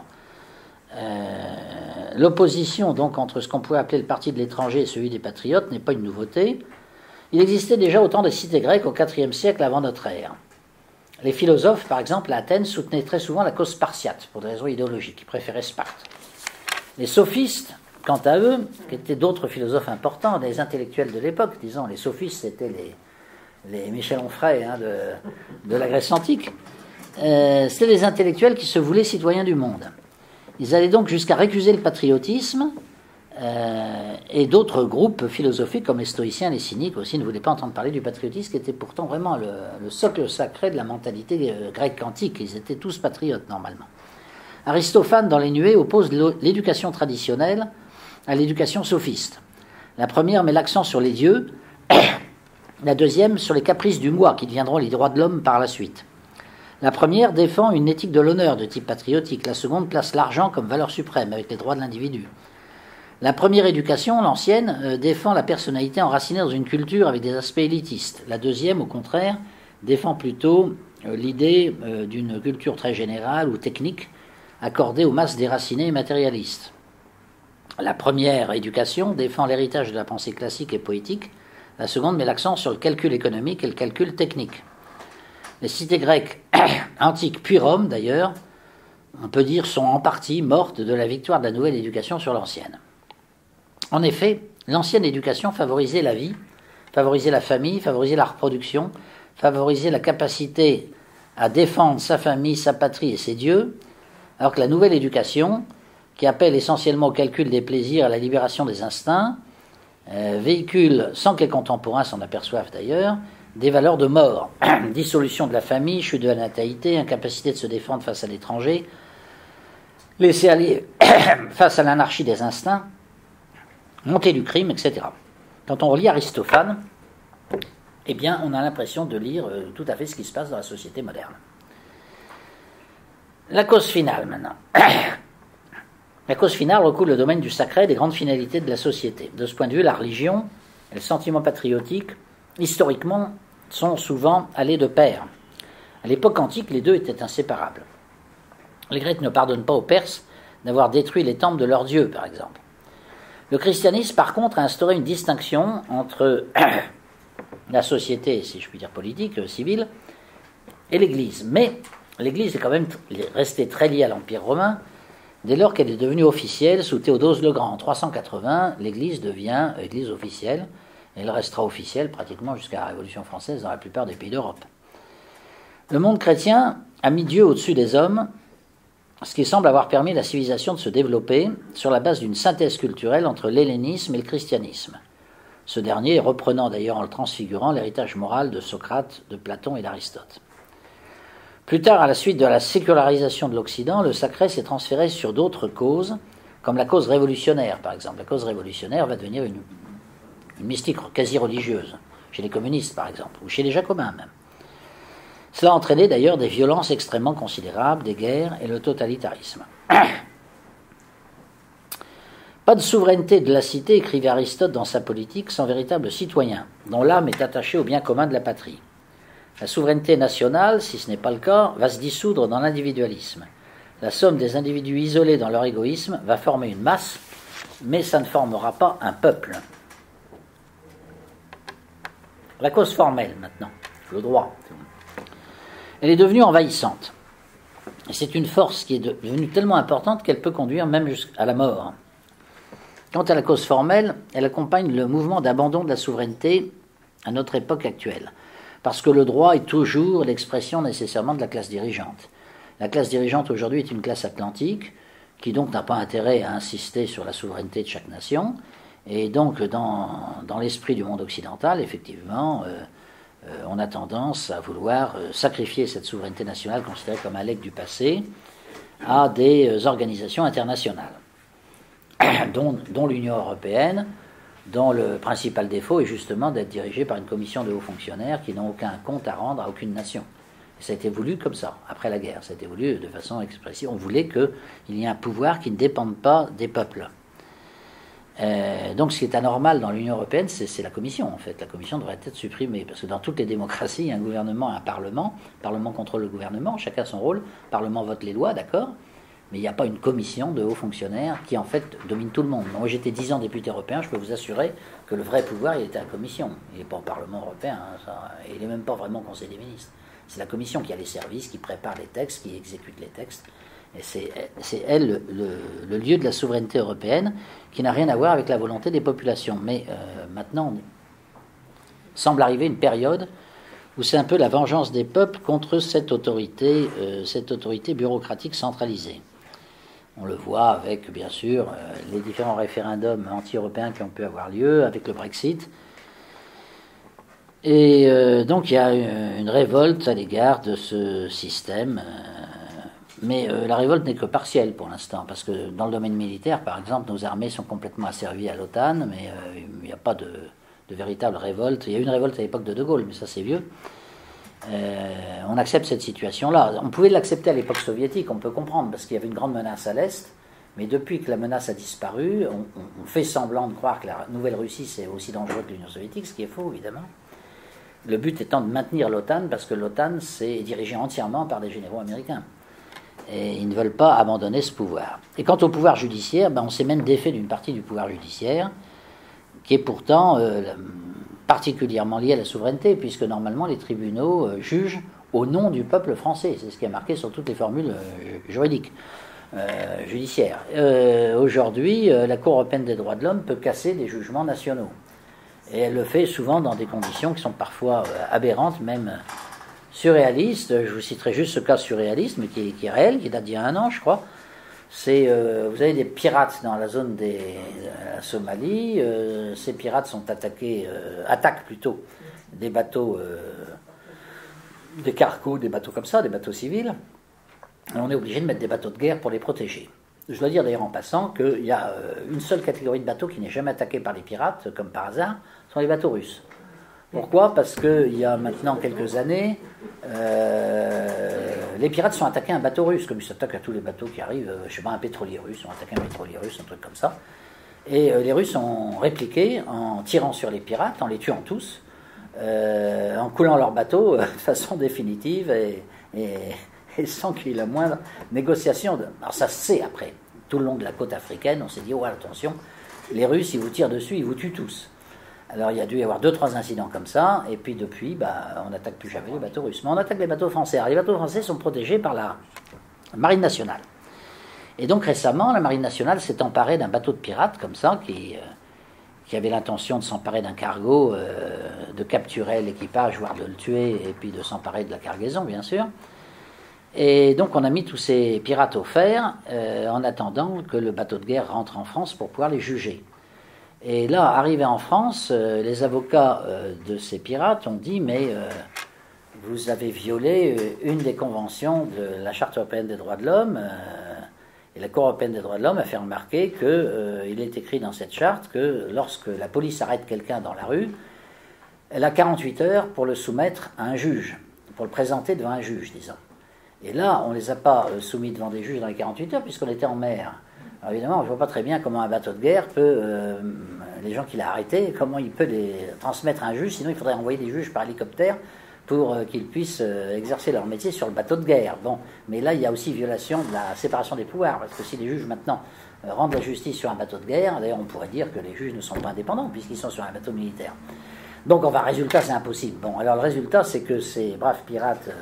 comme ils n'ont pas été jugés dans les délais, la Cour européenne des droits de l'homme a dit que la France avait violé les droits de l'homme, des pirates, et on a été condamnés, alors je vous le dis parce que vous êtes tous contribuables ou presque ici, je pense, eh bien on a été condamnés à payer à chaque pirate la somme de 10 000 euros.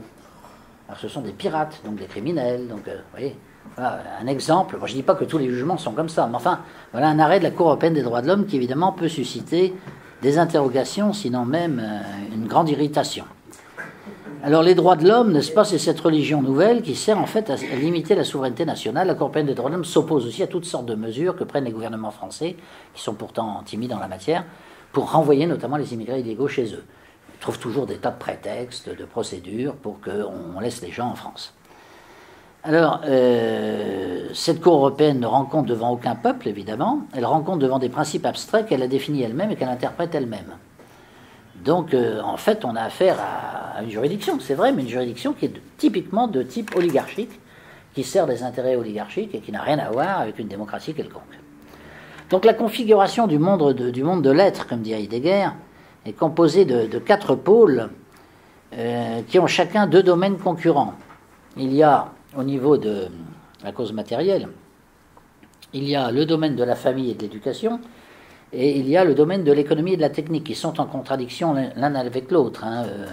On peut être dans une situation telle que l'économie va se retourner contre la famille et l'éducation. Si les gens veulent gagner de l'argent et n'ont aucun autre but dans la vie, à la limite, ils ne vont pas fonder de famille. Maintenant, au niveau de la cause formelle, c'est pareil, il y a 2 pôles qui sont la politique et l'armée d'un côté, et l'administration et le droit de l'autre côté.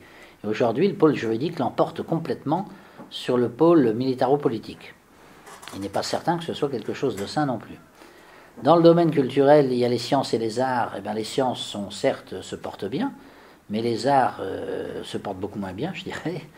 Les sciences sont toujours fondées quand même sur les découvertes passées, qu'on dépasse bien entendu.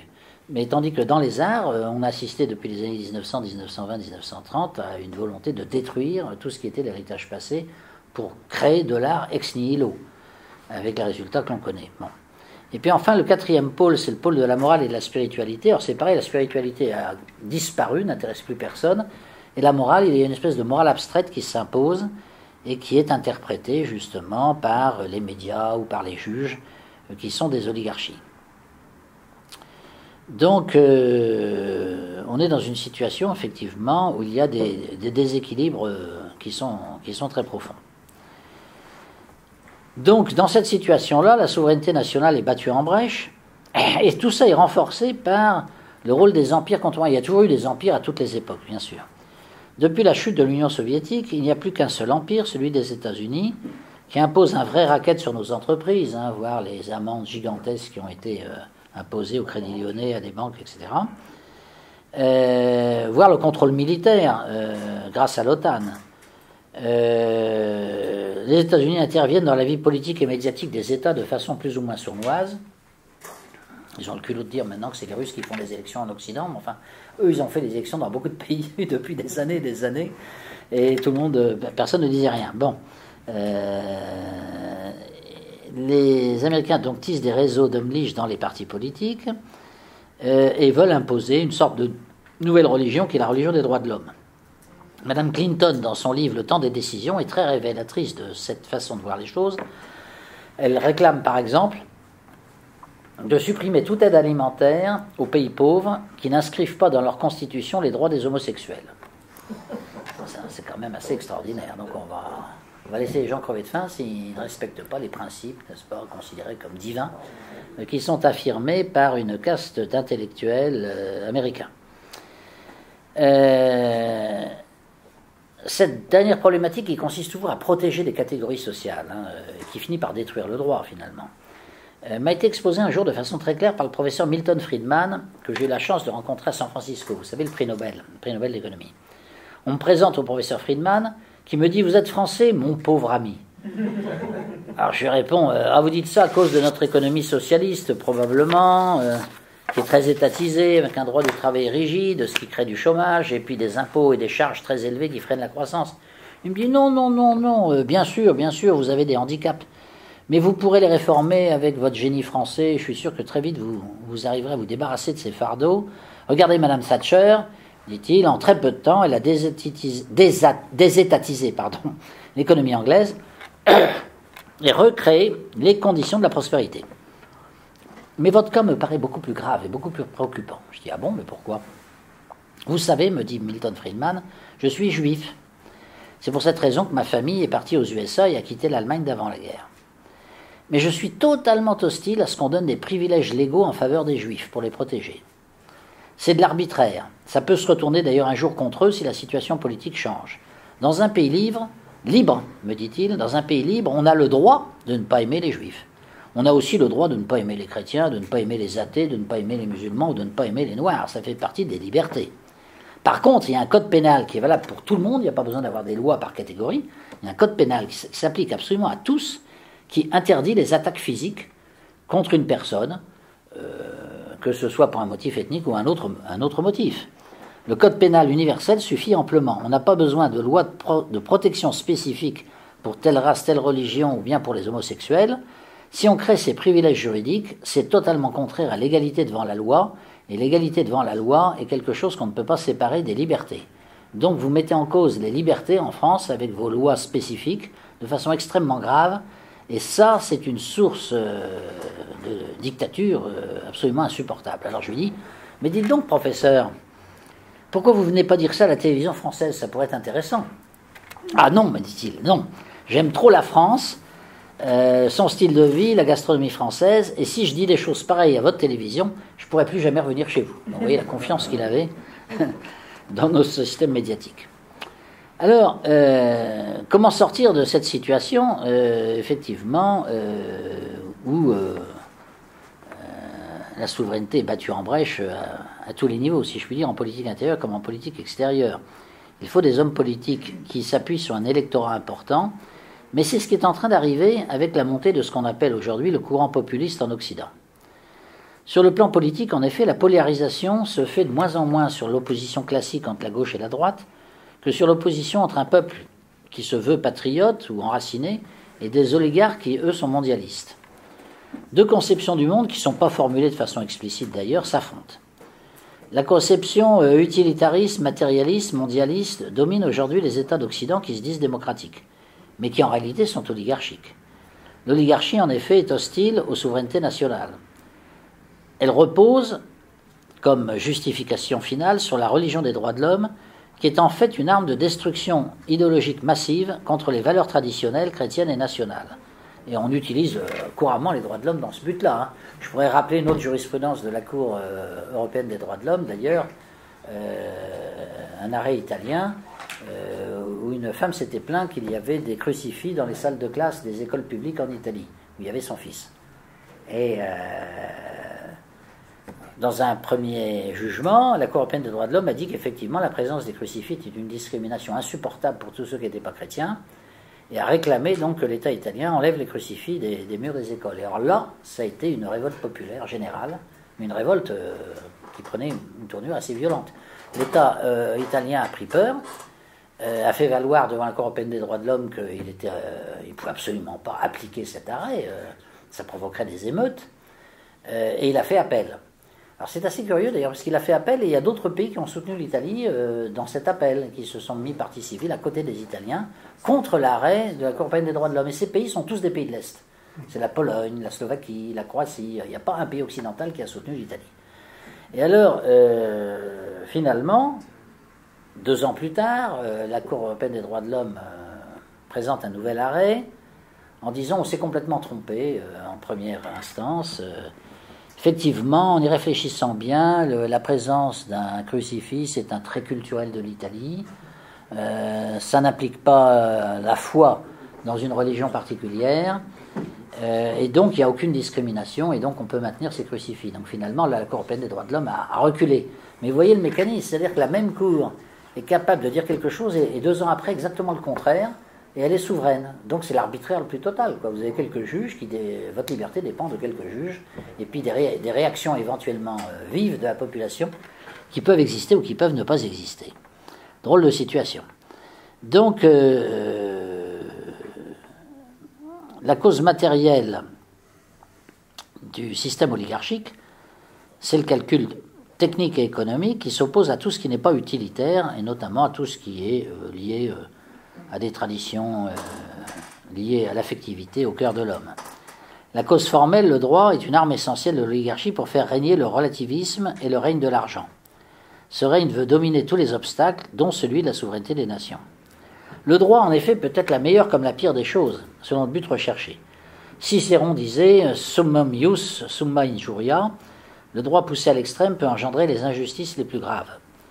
Et le romancier russe Bulgakov, dans son roman « Le Maître et Marguerite », explique, c'est très amusant d'ailleurs, que l'adjoint principal du diable, il y a un diable qui apparaît dans Moscou et qui fait toutes sortes de bêtises à l'intérieur de Moscou, évidemment, qui s'appelle Voland. Et le diable a un adjoint, enfin il a plusieurs adjoints, dont un chat géant, un chat noir géant d'ailleurs, qui est très amusant, et qui met le feu partout, lui. Mais son adjoint principal, c'est un juriste. Il s'appelle Korofiev, il est à la fois maître des communications, des maîtres des cœurs, ça veut dire, il est maître des communications et maître des mass médias, si vous voulez. Et en même temps, il est juriste. Pourquoi est-il juriste ? Parce qu'il est capable de rendre légal ce qui est illégal, explique le diable. Il fabrique des faux papiers, de la fausse monnaie en cas de besoin. Quelque chose qui est considéré comme criminel à une époque, grâce à notre ami juriste, va devenir légal le lendemain. Ça peut être l'avortement, ça peut être mariage homosexuel, ça peut être toutes sortes de choses. Tout dépend évidemment des caprices du moment. Donc, je crois que effectivement, le juriste, dans un certain contexte, peut être parfaitement toxique pour une société. Et au nom du droit, on est prêt aujourd'hui à obliger les États à obéir à un tribunal étranger et à renoncer à leur souveraineté judiciaire. Alors, domination du droit sans s'interroger d'où ce droit trouve son origine, domination de l'argent. La domination de l'argent, bon ça c'est un lieu commun de dire que le monde occidental est dominé de façon excessive par les valeurs d'argent.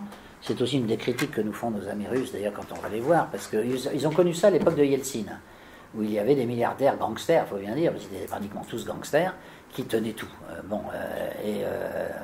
Poutine les a menés un peu à la raison. Il y a des sketchs qui peuvent vous montrer ça, si un jour ça vous amuse sur Internet.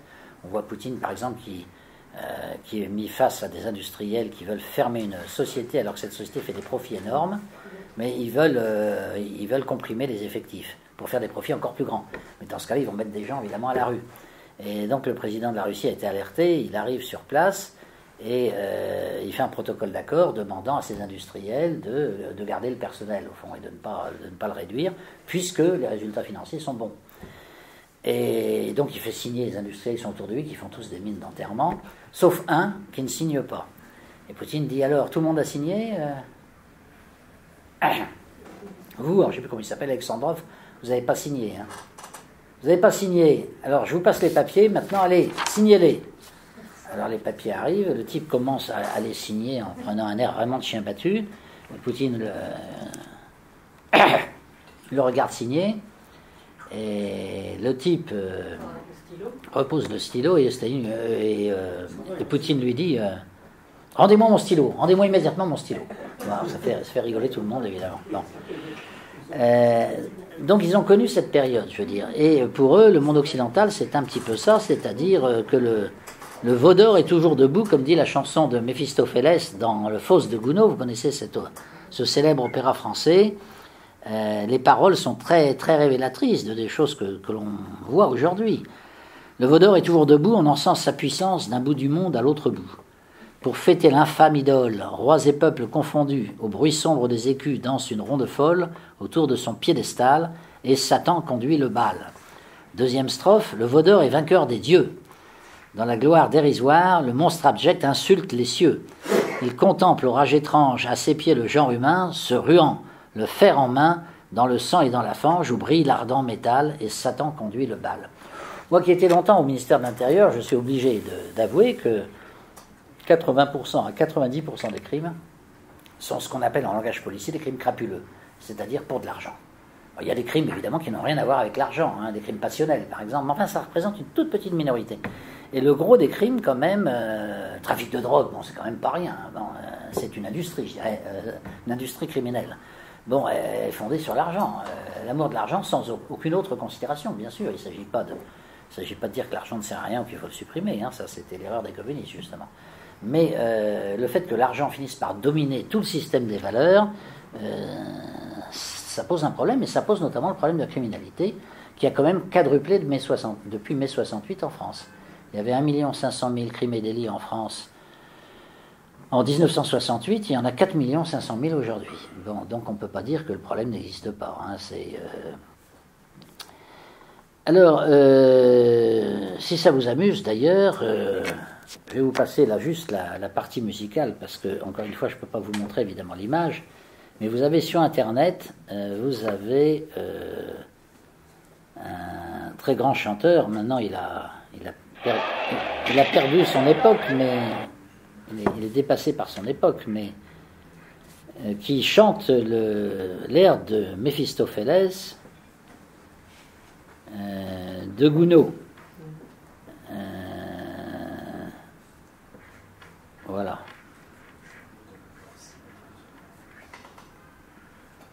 Le veau d'or est toujours debout.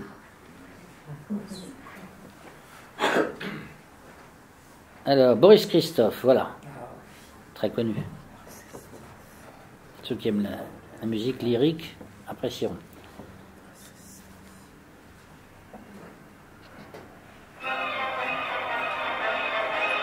Ça, c'est l'orchestre qui joue une musique diabolique, forcément.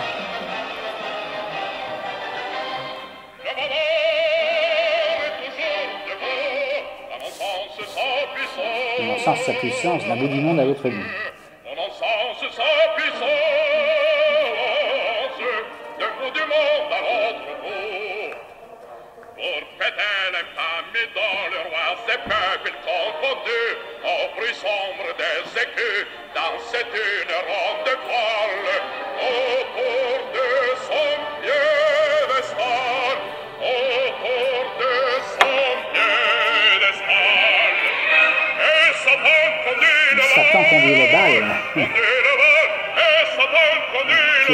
aucune valeur morale en fait.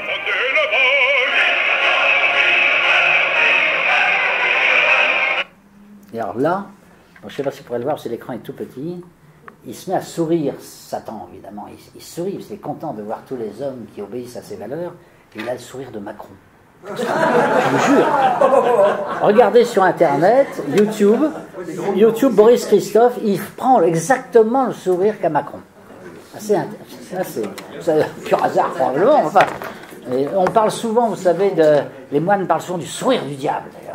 C'est ce sourire-là qui est quand même très particulier, qui est très carnassier, je dirais. Très carnassier. Alors, on est dans le domaine du droit, donc je dis le droit doit retrouver ses sources démocratiques et ne peut pas se situer au-dessus des sources démocratiques, sauf pour accepter que ce soit des oligarques qui définissent le droit. On a guère le choix en pratique, c'est oligarchie ou démocratie, hein, c'est l'un ou l'autre. Bon, on peut imaginer des compositions mixtes, mais il faut savoir si le droit doit être défini par le peuple ou s'il doit être défini par un groupe de personnes, minoritaires, je veux dire. Alors, quant à la cause efficiente, les hommes, ils sont pris dans cette espèce de tourbillon, si vous voulez, du monde moderne, et deviennent en quelque sorte la matière première du système techno-économique. Il faut donc que les hommes soient interchangeables, comme les matières premières sont interchangeables. Il faut donc qu'ils aient le moins de racines possible, le moins d'humanité possible, pour être utilisés de façon la plus facile. Donc, moins les gens ont de race, moins les gens ont de nationalité, moins les gens ont de religion, etc., moins ils ont de famille, à la limite, plus ils sont complètement déracinés, plus on peut les manipuler, et ce sont de parfaites matières premières. Alors, la structure de ce non-monde, contraire au monde, si je puis dire, échappe évidemment à la conscience de la plupart des hommes. Heidegger dit qu'ils vivent dans l'oubli de l'être. Ils vivent dans un monde très superficiel, qui est le monde du club méditerranéen. Si vous voulez, je n'ai rien contre cette société, hein, c'est pour prendre un exemple. Donc, un monde ludique, si vous voulez, mais qui n'a pas de signification profonde. On ignore tout ce qui est important, tout ce qui est la destinée de l'homme devant la mort, la patrie, l'histoire. On vit dans l'oubli de l'être, on vit dans l'Erlebnis, comme il dit, c'est-à-dire dans ce que Pascal, notre philosophe français, appelait le divertissement. Le divertissement. Pour bien comprendre ce que c'est que l'oubli de l'être, là aussi je vais reprendre l'exemple d'une église. La signification d'une église, l'être d'une église, qui justifie sa construction et son existence, c'est d'être la maison de Dieu, à condition d'y croire, évidemment. Pour un touriste athée, l'église peut présenter un intérêt culturel touristique, mais l'essence de ce qu'elle est va lui échapper par définition. Le touriste, au regard de cette église, même s'il a un œil bienveillant sur le plan esthétique, il va se situer dans ce que Heidegger appelle l'oubli de l'être. C'est-à-dire que pour lui, il y a tout un pan de la réalité qui lui échappe totalement, c'est-à-dire tout ce qui est lié au mysticisme, la religion, la spiritualité, puisque par définition, il est athée, donc évidemment. Donc il y a une église devant lui, mais il ne comprend pas finalement la signification de ce véritable objet. Et le touriste vit dans l'oubli de l'être, il vit dans l'inauthenticité, dit Heidegger, et donc dans le divertissement, l'Erlebnis, qui est le mot allemand qu'il utilise dans ce sens. Alors, souveraineté et liberté. La souveraineté, au fond, c'est la liberté pour une nation. Et qu'est-ce que la liberté? D'après Heidegger, l'homme n'est libre que pour autant qu'il est inclus dans le domaine du destin. Et qu'ainsi il devienne un homme qui écoute le destin. C'est-à-dire que la liberté n'est pas l'arbitraire, la liberté n'est pas uniquement la soumission à la loi. La liberté, c'est le domaine du destin qui, chaque fois, met l'homme sur le chemin de création nouvelle. C'est-à-dire que vous n'avez pas de liberté non conditionnée par l'histoire. Sous Staline, vous n'avez pas la liberté de créer une démocratie. Ça, c'est sûr que non. Hein. C'est totalement impossible. Par contre, au moment où l'Union soviétique s'effondre, là, il va y avoir une ouverture de l'être, si je puis dire, comme dirait le vocabulaire d'Heidegger. L'histoire s'ouvre en quelque sorte. C'est comme un théâtre dont le rideau s'ouvrirait. Et vous voyez un nouveau paysage qui commence à apparaître, qui va être celui de la Nouvelle-Russie, justement, qui n'est plus totalitaire. Donc, ce qui s'est passé en Russie, on peut se poser la question de savoir si ça ne va pas se passer de la même manière dans le monde occidental. Parce que l'homme occidental est menacé, en fait, par l'utilitarisme matérialiste généralisé. Mais l'homme est persuadé d'être libre, en fait. Il est quand même complètement conditionné, largement conditionné, disons, mais il se croit libre. Et, comme dit dans son vocabulaire un peu spécial, je le reconnais, Heidegger, dit « l'arraisonnement utilitaire, il est à la fois destin et danger. Mais là où existe le danger, il y a précisément ce qui sauve. C'est là où le danger est présent que la conscience du danger apparaît. » Le danger, en l'occurrence, c'est par exemple la perte de la liberté. Par exemple, dans un pays comme la France, l'un des grands dangers, c'est quand même celui d'une immigration-invasion qui menace notre identité. Et là où la conscience de ce danger apparaît, c'est là où apparaissent les conditions d'une libération face à ce danger. On peut donc veiller sur l'essence de cette vérité. En voyant le danger, on perçoit la croissance de ce qui sauve, dit Heidegger. La formule est du poète Hölderlin, plus nous approchons du danger, plus clairement les chemins qui mènent vers ce qui nous sauve commencent à s'éclairer. Plus aussi nous nous interrogeons, car l'interrogation est la piété de la pensée. Reprenons ces réflexions philosophico-poétiques sur le terrain du politique. Notre société, c'est celle de l'arraisonnement utilitaire. Ses fondements sont le moi, ses caprices, l'argent, la puissance, les masses, la massification de l'homme, le calcul technique, l'oubli des racines. Ce système conduit à des résultats visibles. Il y a des bons résultats, sans doute, notamment dans le domaine financier pour certains, et puis il y a aussi le chômage massif, il y a l'immigration-invasion, la montée du crime, la montée de l'insécurité, la perte des repères, si je puis dire, notamment pour les jeunes, et tous ces résultats causent des souffrances croissantes. Tout le monde ne souffre pas. Donc la société va se déchirer peu à peu entre ceux qui souffrent et ceux qui sont privilégiés. Les privilégiés qui gouvernent à travers l'oligarchie ignorent les souffrances de leurs compatriotes. Compatriotes, d'ailleurs, c'est un mot qui n'a pas beaucoup de sens pour eux. Pire, ils sont prêts à condamner moralement ceux qui souffrent.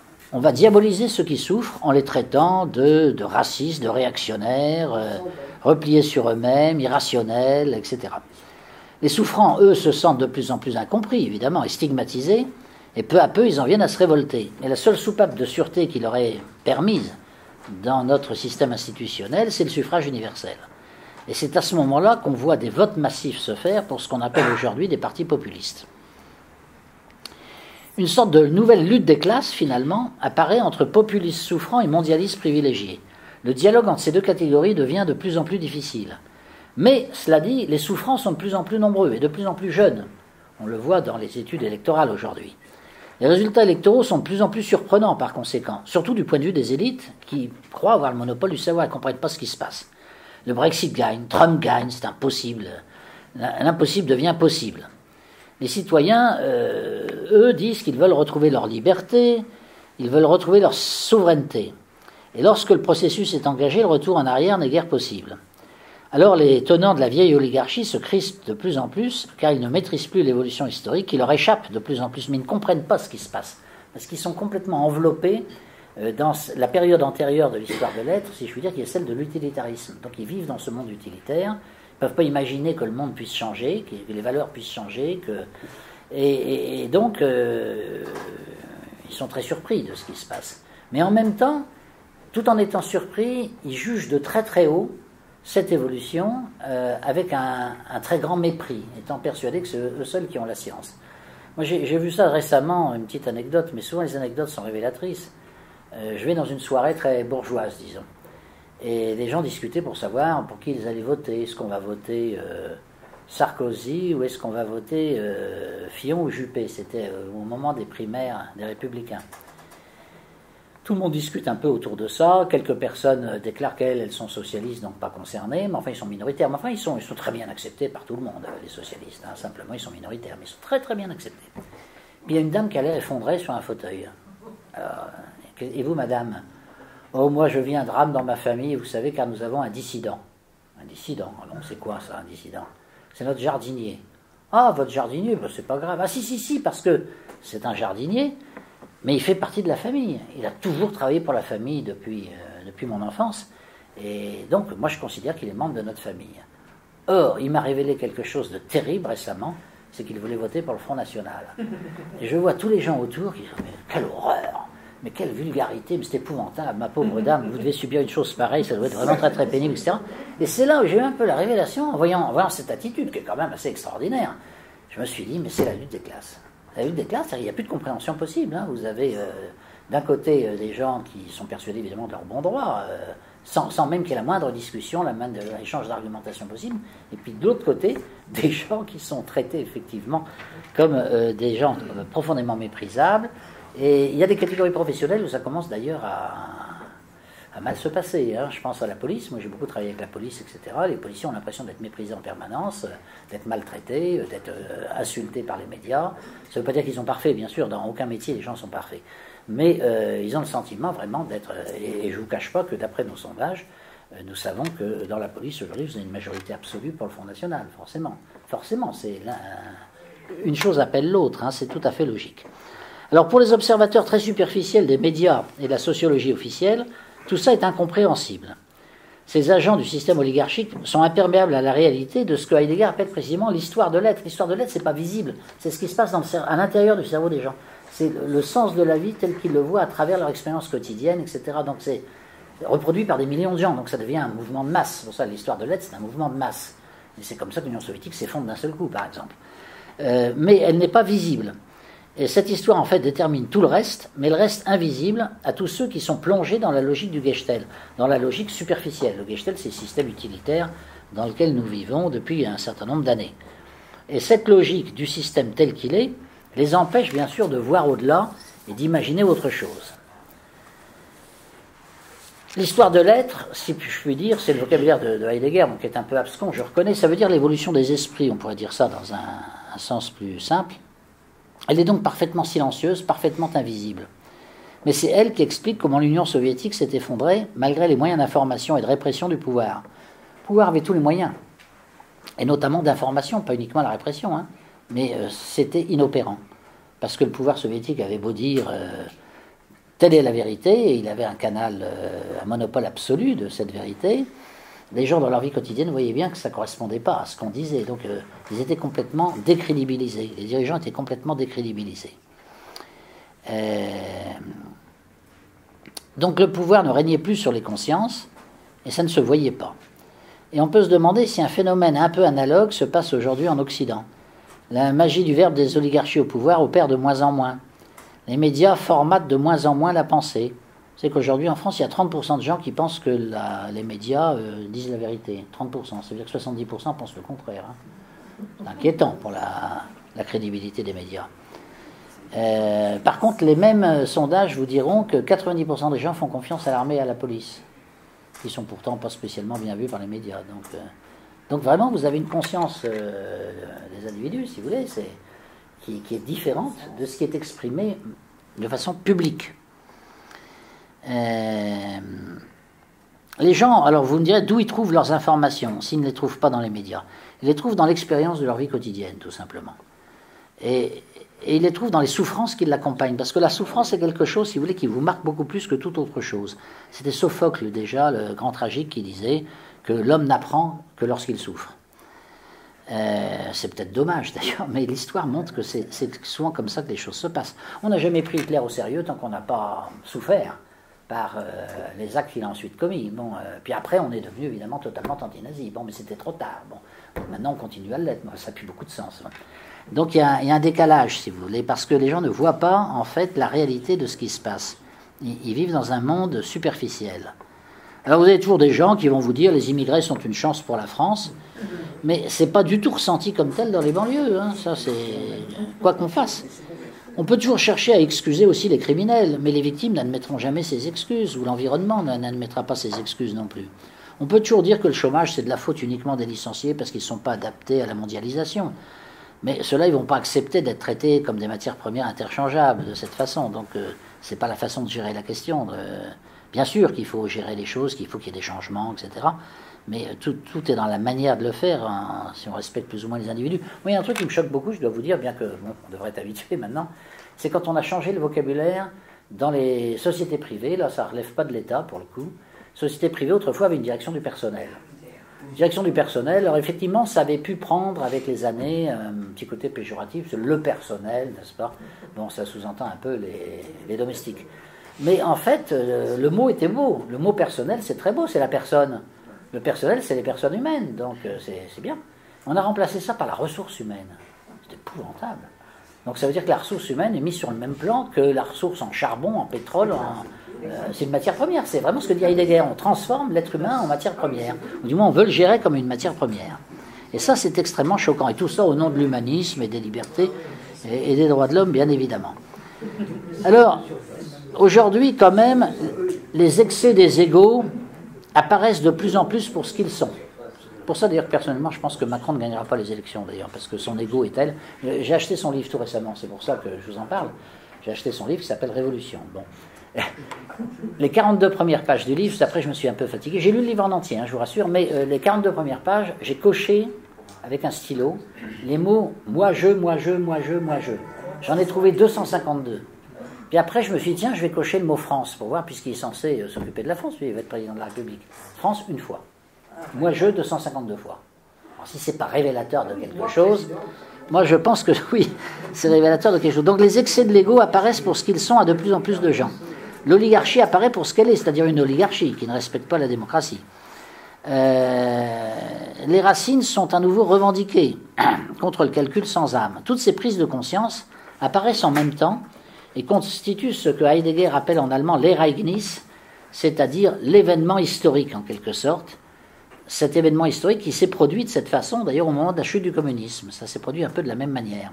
C'est ce qui semble se passer aujourd'hui à nouveau, cette fois-ci dans le monde occidental. Et ça explique des phénomènes incompréhensibles pour les sociologues officiels, si je puis dire, ou les journalistes très superficiels, qui ne comprennent toujours pas comment un type comme Trump a pu être élu président des États-Unis. Il a été élu parce qu'il était dans le mouvement de l'histoire de l'être, justement. Alors ça échappe à beaucoup de gens. Hein. Alors, peu à peu, je crois que le peuple redécouvre la valeur de ses traditions, comme c'est arrivé un peu avant nous, donc sans doute en Russie.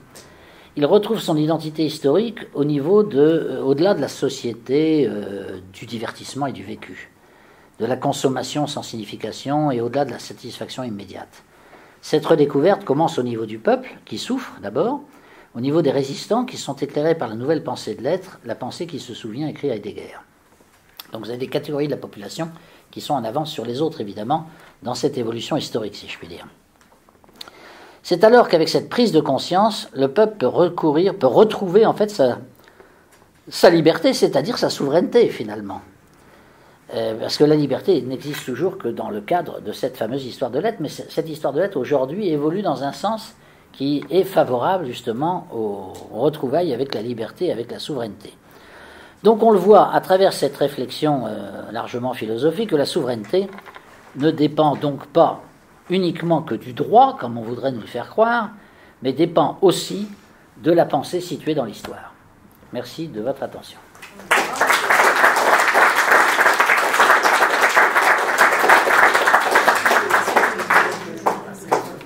Un petit quart d'heure de questions, si vous voulez, puis après il faudra quitter la salle, bien sûr.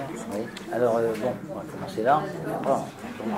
Il y a un point dans la démocratie qui est quand même très difficile à résoudre, qui est le maillon faible, c'est la culture.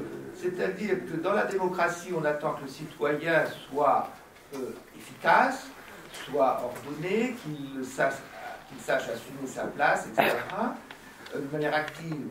Mais le problème, il est d'abord culturel, c'est-à-dire que le citoyen de base, grosso modo, n'a aucune culture, disons, politique, ou même philosophique, ou même civique.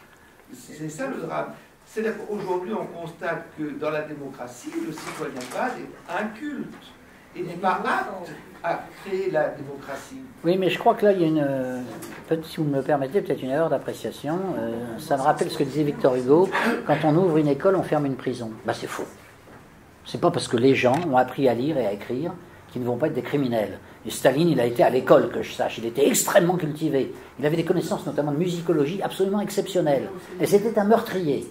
Donc, je veux dire que le sens moral, c'est une chose, et que la culture intellectuelle, c'est une autre chose. Et que les deux ne vont pas du tout de pair nécessairement. Et parmi ces citoyens qu'on a tellement facilement tendance à mépriser en disant ils ne connaissent rien, ils sont incultes, etc., ces gens ont souvent un sens moral très réel, ils ont souvent du bon sens, oui, du bon sens. Le bon sens est la chose la mieux partagée, comme disait Descartes, et il n'y a pas besoin d'être sorti de l'ENA pour avoir du bon sens, ça serait même presque le contraire, bien souvent. Donc, alors ça, j'en veux la preuve, si vous voulez, dans les résultats des référendums.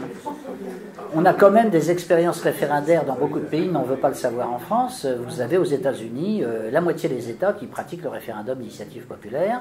Vous avez peut-être 150 référendums qui se font chaque année aux États-Unis, sur des sujets souvent mineurs, hein, pas sur des grands sujets, forcément.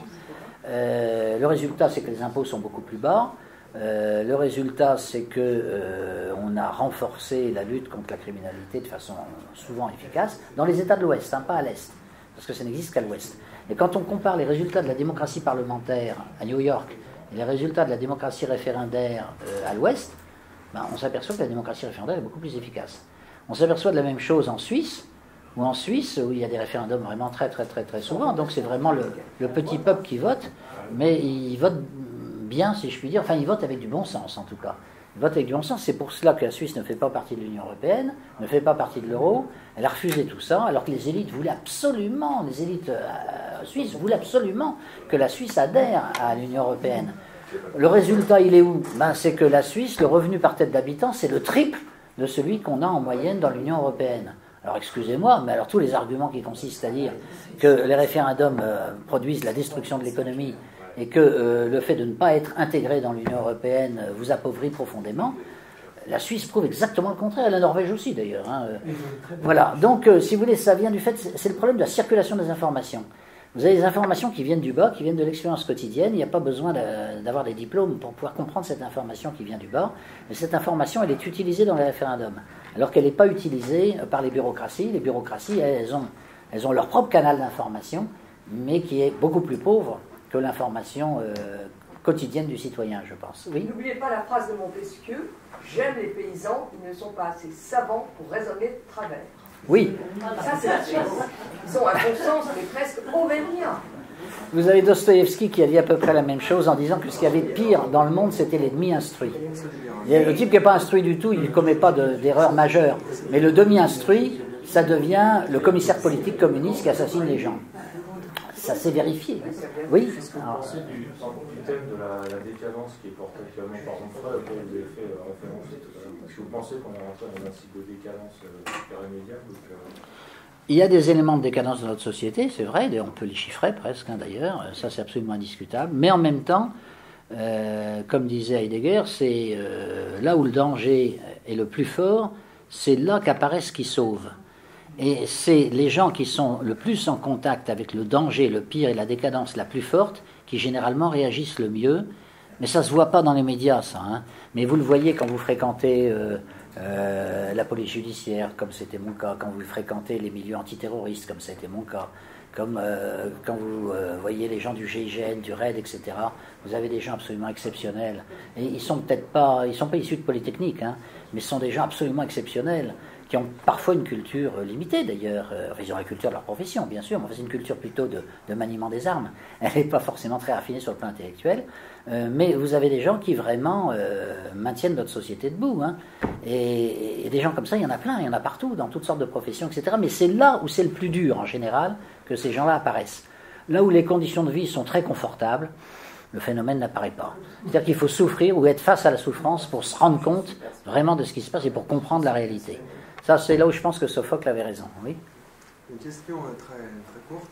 Je viens de terminer l'ouvrage de Laurent Berton, Guérilla. Oui. Et c'est un scénario apocalyptique de désintégration de l'état de droit, d'explosion de la violence, avec même des avions de ligne qui sont touchés par des lance-missiles qui sortent des banlieues, d'églises incendiées, enfin il paraît-il que 4 centrales électriques suffisent à priver Paris d'électricité. Il paraît qu'il a utilisé des sources du ministère de l'Intérieur, des services de renseignement très crédibles, comme l'a fait Philippe de Villiers.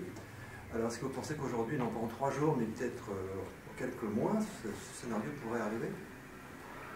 Bon, des scénarios là, le scénario est extrême, évidemment. Des scénarios un peu analogues, mais pas aussi extrêmes, se sont produits en Russie à l'époque de Yeltsin, où c'était l'anarchie la plus totale et où les voyous avaient pris le pouvoir, il faut bien dire. Eh bien, l'ordre est revenu. Elle est revenue à la manière des Russes, hein, c'est-à-dire il est revenu par le renforcement des pouvoirs de la classe militaire. Poutine, c'est un militaire essentiellement, hein, et la moitié de ses ministres sont des officiers. Hein. Donc c'est l'armée qui a servi si je puis dire, de colonne vertébrale à la nation et qui s'est appuyée sur l'Église orthodoxe, deuxième colonne vertébrale. Et les deux institutions ensuite ont coopéré pour bâtir les nouvelles institutions russes et ça a quand même marché. Donc moi je constate que dans les milieux militaires et les milieux de la police, il y a de plus en plus de prise de conscience. Ce n'était pas le cas il y a 10 ans. Il y a 10 ans, vous parliez à des jeunes officiers, ils parlaient surtout de leur carrière, hein, comme les énarques. Et là, maintenant, vous avez des gens qui commencent à être vraiment conscients de ces choses-là. Philippe de Villiers, c'est bien, puisqu'il a un frère qui est quand même chef d'état-major des armées, qui passe son temps à pousser des cris en disant qu'on est en train de détruire l'armée, d'ailleurs, à force de réduire ses crédits, ce qui est vrai, bon. Mais, donc, je veux dire qu'il y a des milieux sociaux, mais ils ne sont pas forcément mis en avant dans les médias, donc c'est pas ce qu'on voit le plus dans les médias. Dans les médias, on voit plutôt les sphères décadentes s'agiter sur le devant de la scène. Et les sphères saines, elles n'apparaissent pas médiatiquement. Et de temps en temps, quand elles apparaissent, ça surprend tout le monde. Comme au moment de la manif pour tous, on dit, tiens, brusquement, il y a 1 million de personnes dans la rue, qu'est-ce qui se passe? Parce qu'effectivement, ça a cheminé dans les consciences des gens. Mais personne s'en est aperçu, c'est ça, c'est la fameuse histoire de l'être. Donc, je crois qu'il ne faut pas être trop...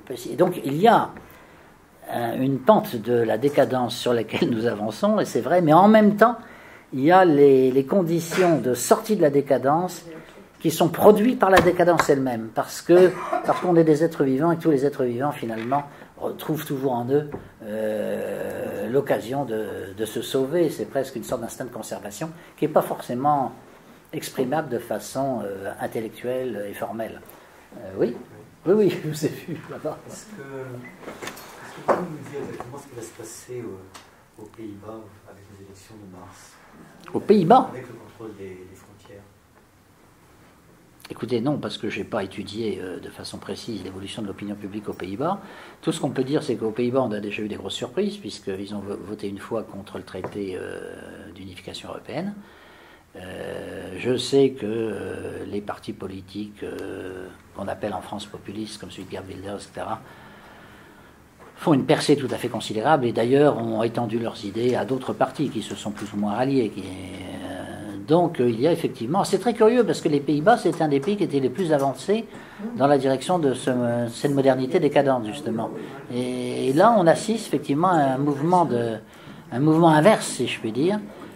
Donc ça va être très intéressant à regarder. Vous avez tout à fait raison de demander qu'on prenne attention à ce qui se passe là-bas. Mais pour être très franc, ces derniers mois, j'ai pas eu l'occasion d'étudier beaucoup le cas des Pays-Bas. Oui. Est-ce que vous pensez de l'idée d'un patriotisme européen? Est-ce que c'est possible? Présenter comme cela, c'est un peu difficile. Il peut y avoir évidemment une conscience commune des valeurs de civilisation de l'Europe et un attachement à l'ensemble des valeurs européennes, qui sont essentiellement d'ailleurs des valeurs chrétiennes. Le patriotisme, ça ne se décrète pas de toute façon par une décision du pouvoir central.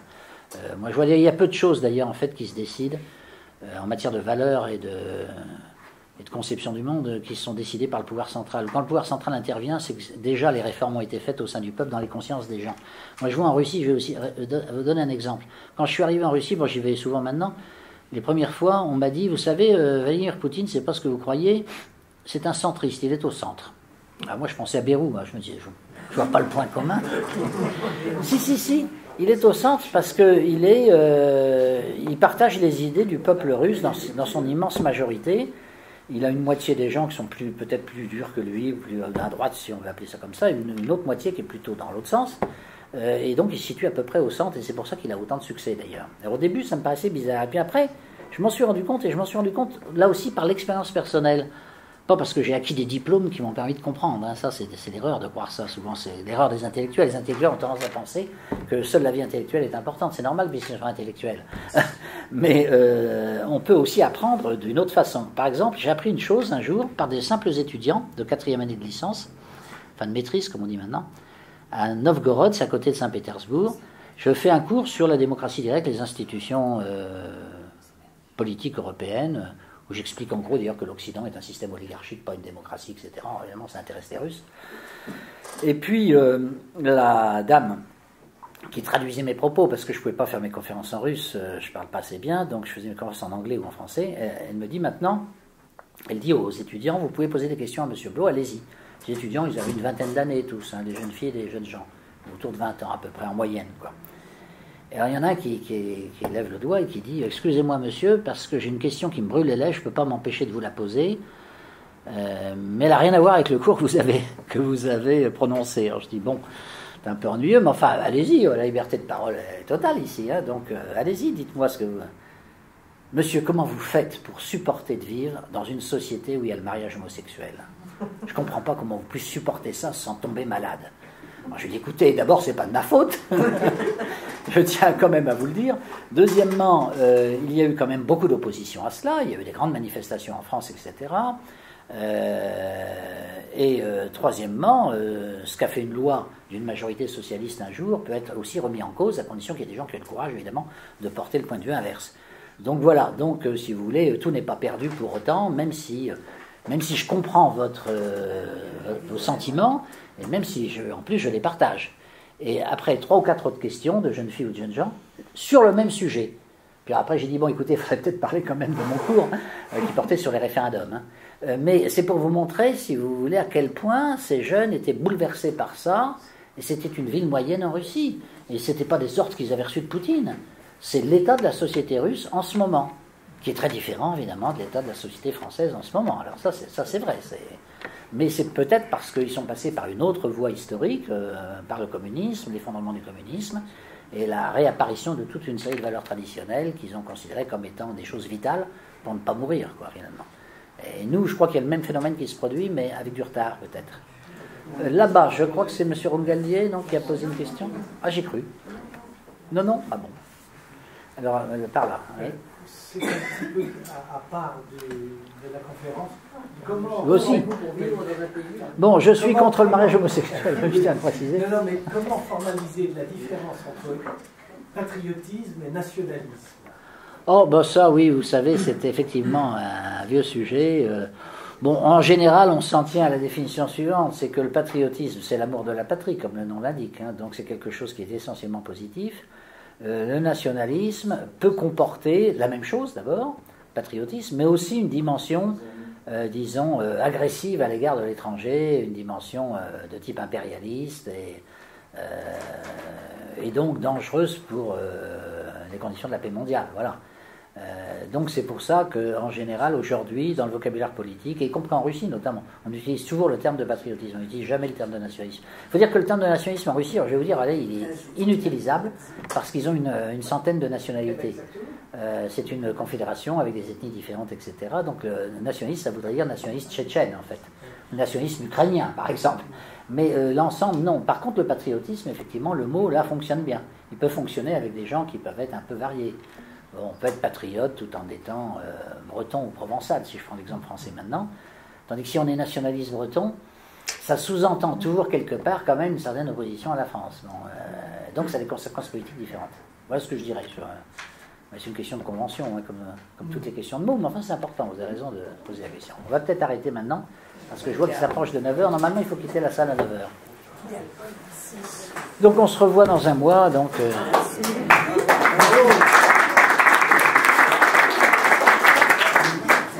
Ah oui. Oui. J'ai marché. Oui. J'ai marché. Oui. J'ai marché. Oui. J'ai marché. Oui. J'ai marché. Oui. J'ai marché. Oui. J'ai marché. Oui.